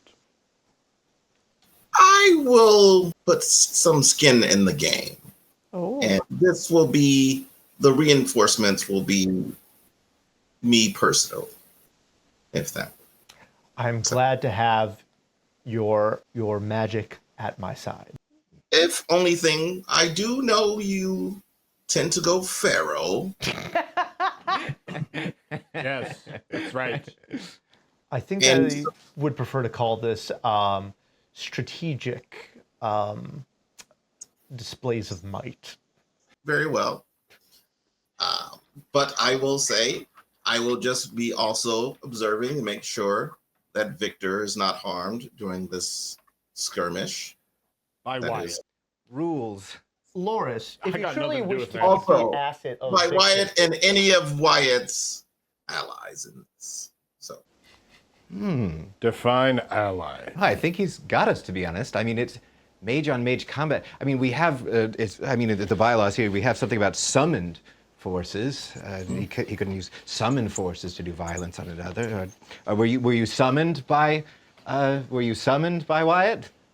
He summoned me to accompany I told him to come him. here, which by definition is, according to the subsection, on summoning beasts and conferring with extraplanar forces. Speaking to one and convincing them to your side is an act of summoning. Ah, subsection B, subsection B. There's like 8 dudes like passing in notes, pointing at each other. paragraph 30. Somebody hands you a note like it's a newscast. What? I just have... No, go ahead. Don't mind me. I sense that you're worried about this, even with the technicalities in place. Summon Victor back. He has no need to endanger himself in this reckless conflict. Me, I'm old. I'm expendable. I'm a wild card. Victor, promise. Are you asking for us to summon Victor back to remove him from the conflict, or are you asking us to summon Victor back for a duel?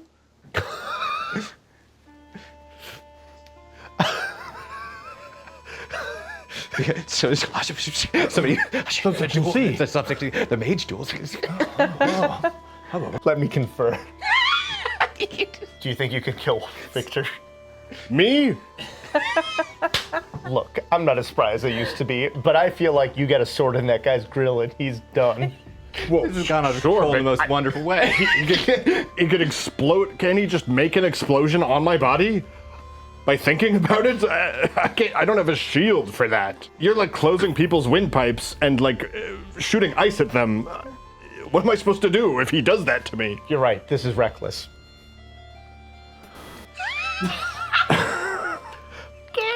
We ask that you summon Victor back to keep him out of the battle and safe out of harm from not me, but from the rest of the forces at play. I'll kill him on the battlefield. I'll do it. I mean, that's never been in doubt as your goal.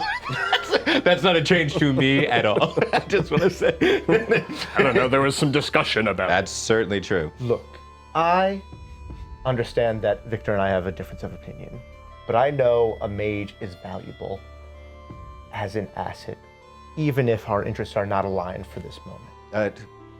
He confers with Reinhold for a moment.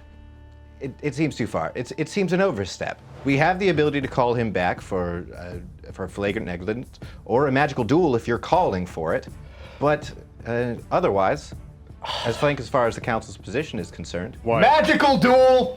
I'm not demanding that you do it. I'm doing I it. will! Wyatt, do it. It's cool. I have to. Because here's the thing, Wyatt, about this and why it's smart, and I like it. On the battlefield, you could get one shot just out of nowhere, and then you're just toast, and then they still have Victor. At least in this case, you might hurt him or even kill him. Not only if I kill Victor in the mage duel, there is no opposing force left to side with them. Right. At least no active force. And I stare at Lorcaine or whatever the fuck his name is. You named him Loris. Loris. You named me. Reinhold, issue the challenge. I'll be waiting in the dueling chamber. Wyatt, I just want to say this rules. The chamber shall be called. Reinhold goes to prepare a dueling chamber. I have a quick question for the Please. room. What are you for? Like, why do you do, like, it's not to help people, it's not to protect the innocent. Why do you... It's for more magical power. Was that Magical not clear? power, the fundamental basis of the universe is the movers and shakers of everything that is and is. Not, I mean, Do you what are think you a talking king- about? What are you, an idiot? What are you, a child? What are we? Why is this moron talking? I'm done Honestly, with it. who even brought you here? Honestly, do you think a king makes an army to protect I people? mean, what do you No. think makes the sky red? The ostensibly gods that's why are we magic. have society. The soil is magic. Everything's magic, and it's what we do. This has become insane. God, All right, so you just like it. Just say it's a hobby. child, a silly child. Emmerich, Fuck me, I guess. I was just wondering. this is why we all like Rayhan more. All right, that's fine. And they head the challenge being made. He is summoned. I mean, I think we do this, and then we go. I mean, we're a little over time, but I feel like we need to see who I lives do and who want dies. to. It would be a great cliffhanger, but also there's more stuff to do Yeah. after. So Okay, we'll be so fast about Yeah, it. that's what you said about this, Sam. You said you'd be so fast about coming to the council. but and here then we something are. awesome became possible. Wizard duel. Wizard duel! Wizard duel! Okay, let's throw out a poll real quick. And Oh, hell yeah. I should have taken Inspire. What are magical duel rules?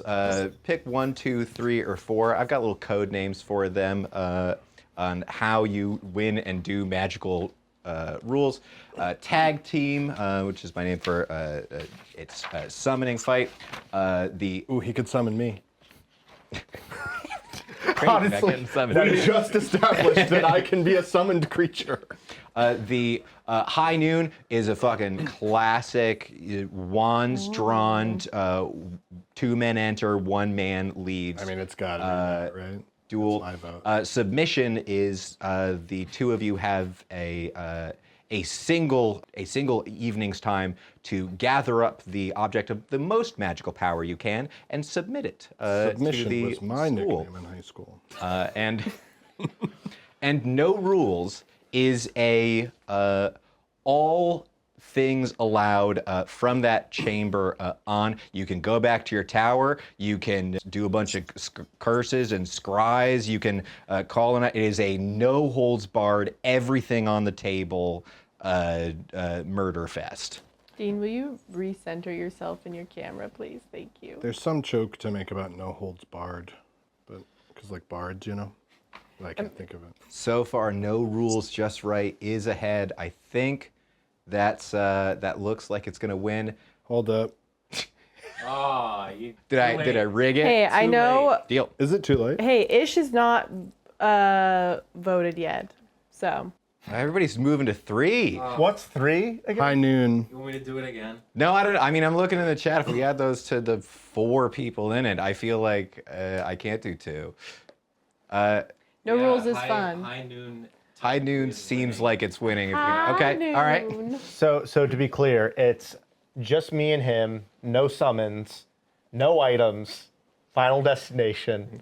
I will make it clear, Laura says as he enters into the chamber. Reinhold is preparing the grounds. It's a long room, a curved dome of like almost scale-like, kind of shimmering ceiling. It's like dark and reflective. It kind of looks like the Aurora Borealis. There's a bit of water on both sides of the chamber and thin channels and torches all along the length of it. 100 feet long, side to side, around the entire length of the chamber. And after a few moments of Loris setting you towards one end, you hear distantly the sound of teleportation. And then into the other end of the chamber, Victor enters. Ooh. I didn't think you had the stones.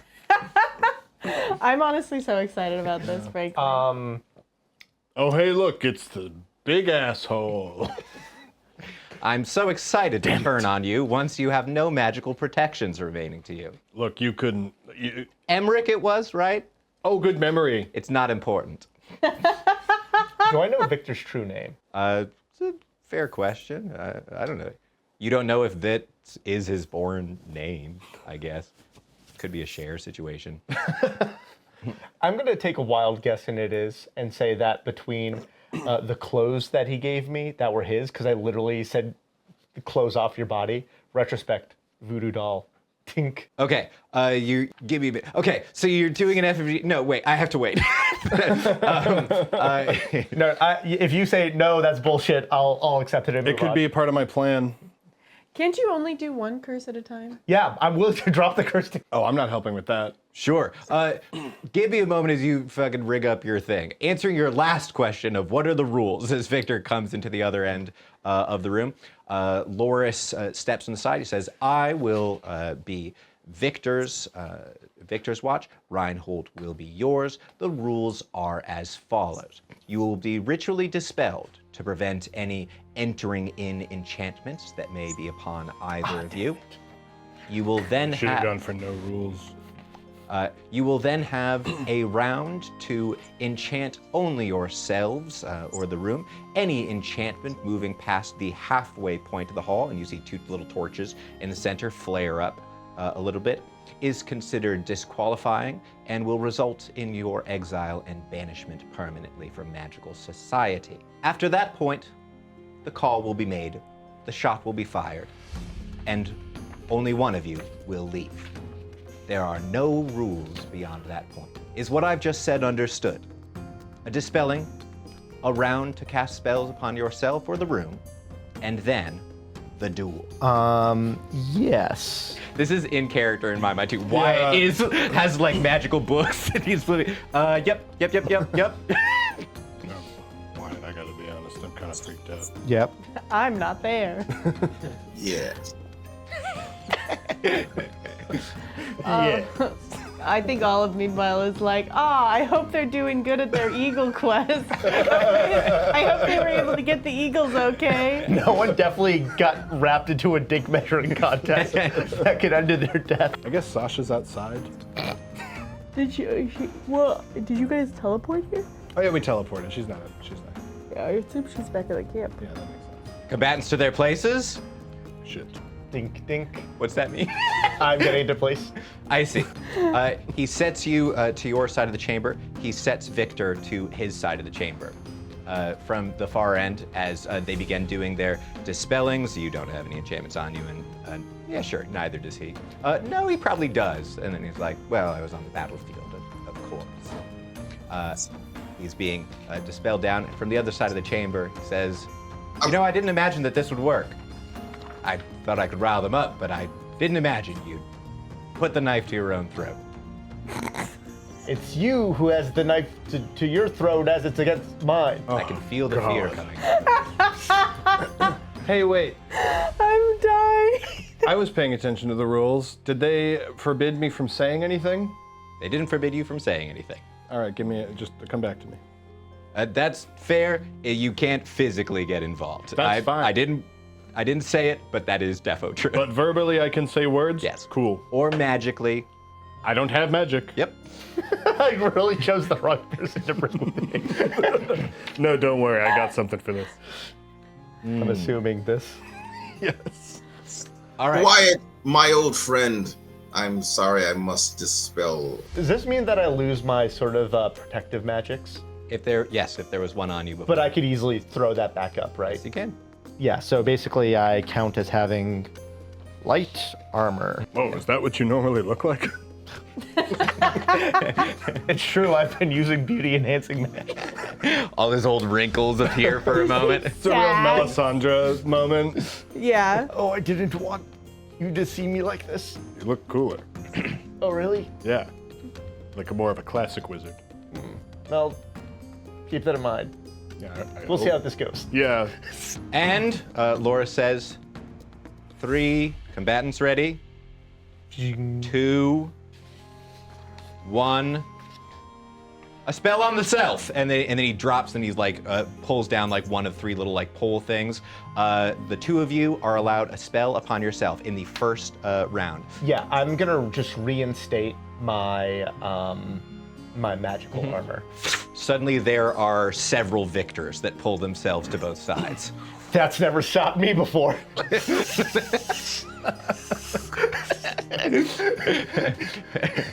Initiative! Initiative is Reinhold calls. What does that mean? Pretty fast. Pretty fast. Oh boy. A 16 for your Victor boy. 18. The hands go to the wands. Victor starts coming up, all 3 of his Zack copies. Snyder slow motion. Honestly, Victor's never been hotter. True. Spell to the self. A spell to each other. The slam comes down. The hands start moving. Your move. I will shout, Peer, blast, traitor, and do an explosion centered directly at his, you know what, his wand hand.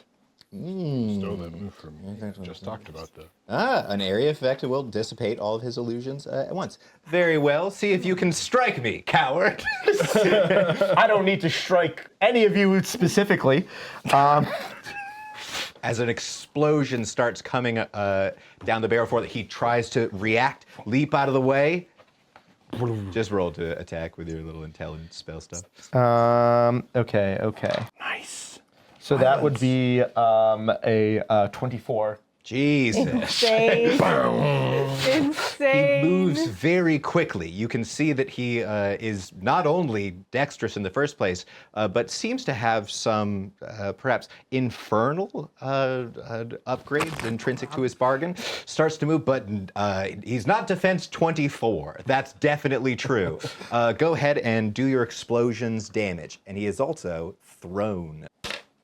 So that is 8 points of damage. 8 points of damage. A blast centers in. The mirror images dispel into smoke, and he is thrown 20 feet back. Well done, Wyatt. Hard Well limestone done. floor. He pulls himself up, and his wand fires back for you. But as he does that, I command. Roll initiative. Oh shit! Are you gonna call Wyatt a good boy? Do it for daddy. No, Somebody no, stop me. I had a special moment with that ogre. Okay, that's 14. Not fast enough. He's faster than you thought he was. I think your shout to him is just like, it's a hand faster than I think. He's already fired. Yeah, so I'm like, oh, damn, he's fast. I know what I'm going to do, but what do I say about it? Oh, yeah, it's this. As his wand goes up and he says, "You're always weak-minded," he casts suggestion upon you. His words starting to come from his mind into yours, channeled by the purpley magics of his spell. Pretty cool. And then as you hear in your mind, I like that Sam is researching every spell that I say. As I say, I honestly really do like it. Yeah. You feel it sinking into your mind, and then as it starts to take control over you, you can make a will resist to stop it. But he says, "Toss that orb to me, friend." And your orb, the focus for your spells, starts to raise up out of your hand. Now, dispel's an action, right? It was. Any previous spells were gone. Now you're live and kicking. I mean, can I cast Dispel as a reaction and not a... Oh, can you cast a spell as a It does reaction? not say. Oh, then no. Okay. I will roll to resist with my will, which is wisdom, which is 16. By 1. 15. Oh, barely. You raise it up out of your hand. Insane. You feel the design, the logic of it. It's poisonous, an orb full of demons. You need to get rid of it. But your will is strong enough barely to resist the call inside yourself. Nice. You hold on to your focus of your spells. Mr. Kano liked that. Hey, Mr. Kano. Hello. Kano. Now it's Wyatt's turn. Oh, yeah, fair enough. I mean, Emmerich's turn. You see your friend going to throw his orb and then grasp down onto it. Okay, I mean, I'm not gonna fight because that would. These fucking wizards are gonna cite section 22 on me or whatever. Section 22, no interference, no interference. But I was told explicitly I'm allowed to talk. So, I command Victor, throw that. His wand? Yeah. Sick. All right. I attempt to resist your power. All right. With my will, your power is a 15. My wisdom is a 5. So this is right now a straight up and down. Okay. 10. 11 does it. Hey, throw that! Hey, you should throw your wand! Are you going to expend effort? Yeah. So, what does that mean? I make you roll again? What does that mean? No, he's already done it as the. Okay, that's fine. But totally sensible. That's fine. You try to shout, "Drop it!" Right onto him. Fine. He flinches for a moment, considering doing so, but does not. Got him. Back up to top of initiative order. You have the man damaged, and you manage to hold on to your spell focus, not absolutely losing the duel immediately. Back to you, Wyatt. Yeah, let me see what I have in my bag of tricks. I'm looking too. And you're furiously scrolled through a book that you have here. I like to imagine all of this that Sam is doing, looking through the book. I'm just seeing, like, we zoom into Wyatt's mind and we go through the So- years of research. Yeah. To be clear, if I disarm him of his wand, does that make him incapable of doing magic? Or does that just simply, like... It's a nerf, right? That's a great question. Also, we love Dimension 20 references, even if we don't get them. Yeah, Tegan's the only one who watches. I've watched Fantasy High. I've seen a lot of clips on TikTok, and Fantasy High's on my list. There's so much. Quick, Liam, we have to riff. Okay, so Yeah, quick, you gotta Emmerich walks into a bar. No, Sam, you have to focus. We're riffing. Yeah. I wonder what Olive's You're up to right mid now. wizard battle. Yeah. I hope Olive isn't currently being crucified by orcs and goblins. Hey, she wasn't. My plan kind of worked. I guess we'll see the fruits of that later. Yeah. Yeah, that your plan went They great. pulled out more books. So far, your plan is in the running to be the most effective of the three so far. I mean, if I kill... You're in a good place right now. doing better than I thought. Yeah, you got one good hit off. You didn't get... He wasted a turn doing something that didn't work. I got under his skin for sure. Yeah, bud, that worked real well. Here we go. No, you're right. He is capable of casting spells without it, but they're all weak. Everything's So it's still advantageous, too. yes. It Surely. just means all of his spells are like. All right, I'm going to use Telekinetic Night to... I like that we had to spend 10 minutes looking through a book to figure out if it's better that to I get... wrote. to figure out if it's better if the enemy wizard doesn't have a wand. That's true. Well, Maybe you could have just vibed on that. Like, Okay. probably. how fucked up does he look from my initial explosion? Quite. Okay, I'm going to try to end this here and now. I'm going to do basically energy missile. Half health, bloodied, if you will. I'm just going to do energy missile so I can roll at disadvantage, or roll with advantage. Okay. So that is a 23. Nope, 23. Does it. Okay. So that is another 10 points of damage.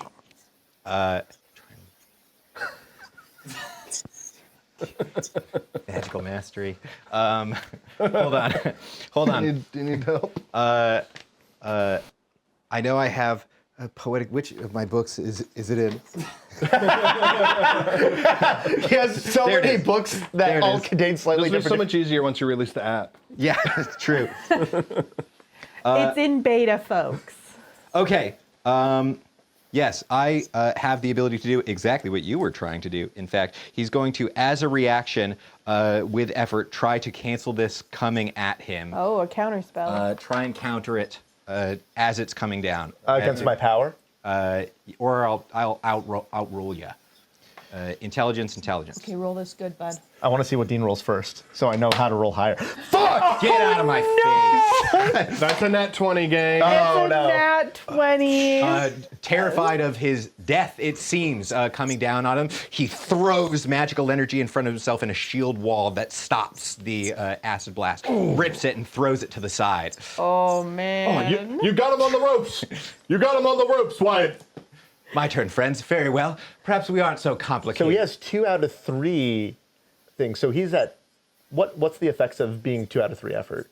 Nothing, right? No, he is exhausted. Already. Okay. Yes. Fatigued and then exhausted. Yeah, he's slow. He's visibly like sweating and shit like that, and really can't spend any more effort or else. This is goes the part where unconscious. you start walking around him and monologuing about your backstory.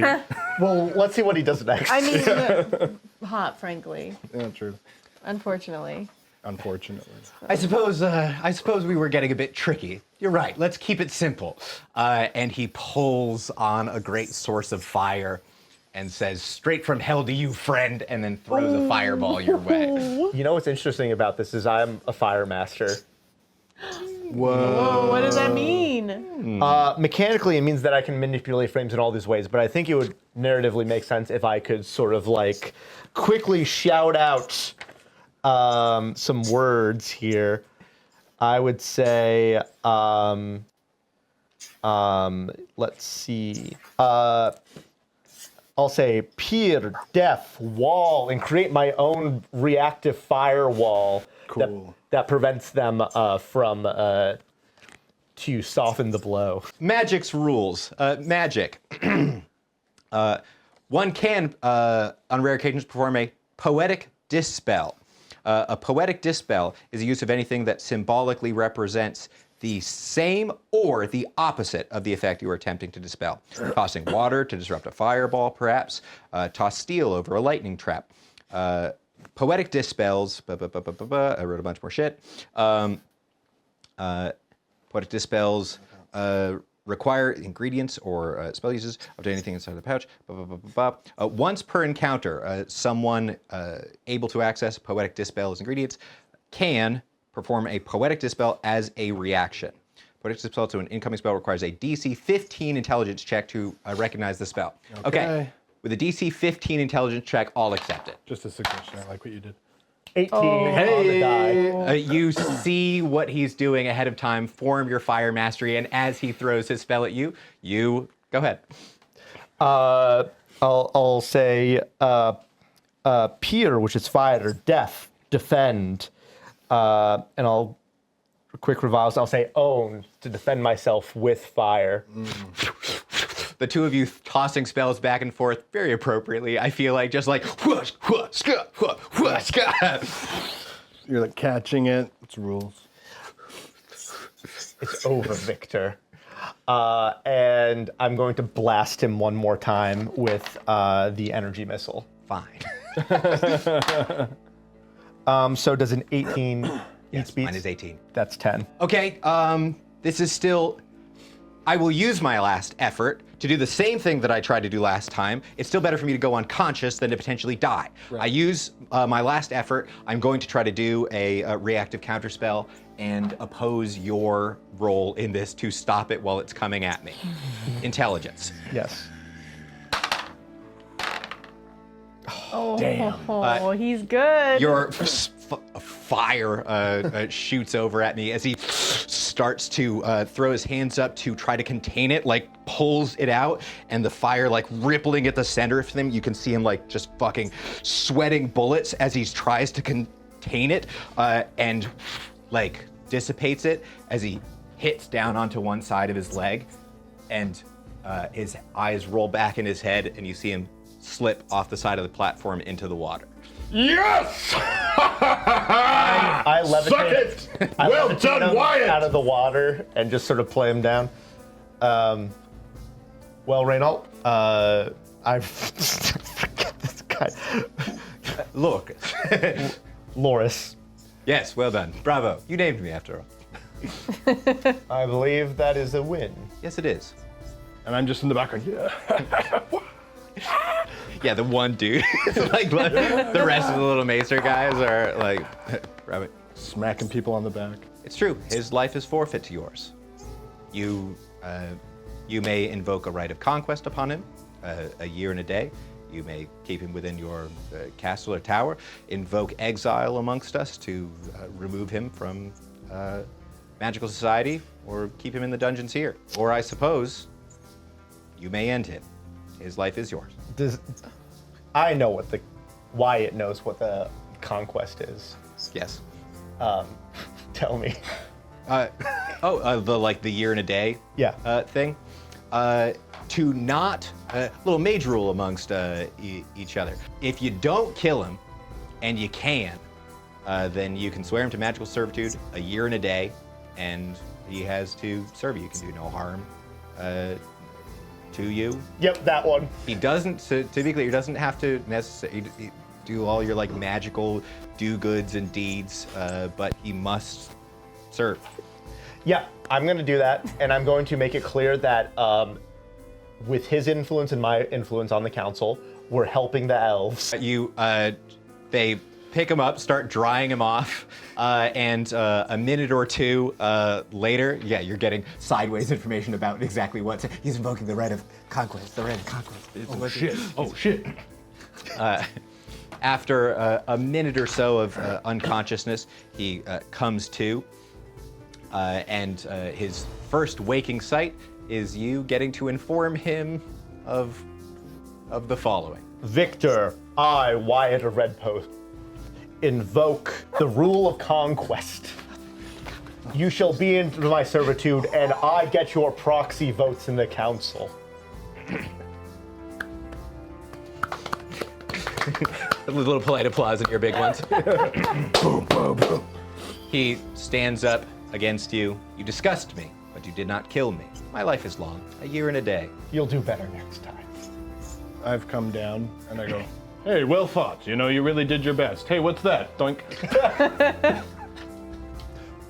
Thank you, sir. That's the best part about this. Oh, the humiliation? Yeah, that's what I got. That's what I gathered. It rules. With Victor brought in as now A manservant. a manservant to yourself, Reinhold willing to engage in battle with you, and you will leave here with the council on your side. You bring your two into the council chambers. The archmages see you at the top of the thing, three like imposing, grandly, ludicrously dressed figures at the top of it.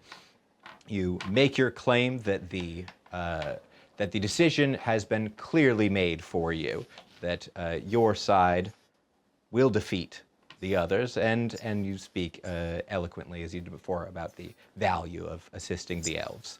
And I'm just the hype man, just like, yeah, That's right, he did it. yeah. One of the archmages speaks. We will provide assistance on your side. 5 mages to your forces. You may leave. Victor, come along! Victor follows in behind as in the outside. Reinhold and why not? Loris is there, and 3 other people who have big names. It's Justin and Devin and Aisha are all there following in tow from the school. We wanted to back you up anyway. Nice. Laura says, I'm particularly pleased you won. I was on your side the entire time. Just, one has to do one's due diligence. Very wise of you to wait to see out the outcome before playing your hand. You've learned well. Thank you. We're all bastards here. I guess. And with you and your mages heading out of the academy, back We all to jump and freeze frame. It's in the way that you use it. Bow. You head back to the battle. Their leadership disrupted on one side, a handful of mages on Wyatt's side, but as you were informed, their troops do begin marching for war. Hey everyone, I intended to make this the last one, but I mean, I think we're gonna have I to think have we have to another do one more. episode of this. We thought it was gonna be a finale, not a finale. Nope. Tune in on 2 weeks from now. Yeah. Wednesday. whatever 2 weeks from now is. No one can know. End 12, part 1. 13, 17. The 17. Reinhold Thank says. you, Reinhold. Thank you, Reinhold. Ish, go I find- can see the future. The echoed voice is so good. so good. You Yes. sound so powerful. I don't know if that's on stream. Reinhold pulls out his scrying ball and shows you the portents of the future to come. 2 weeks time. All right. Hey, everybody. Thanks for hanging out. Sorry we went over, but this was a fun one. Great work. Gang. Good job. Thank you for joining us for this episode of The Spell Guide. If you enjoyed our story, please remember to follow us on Twitch to catch future sessions live, subscribe on YouTube to watch past episodes, and please, please, please leave a rating or review wherever you listen.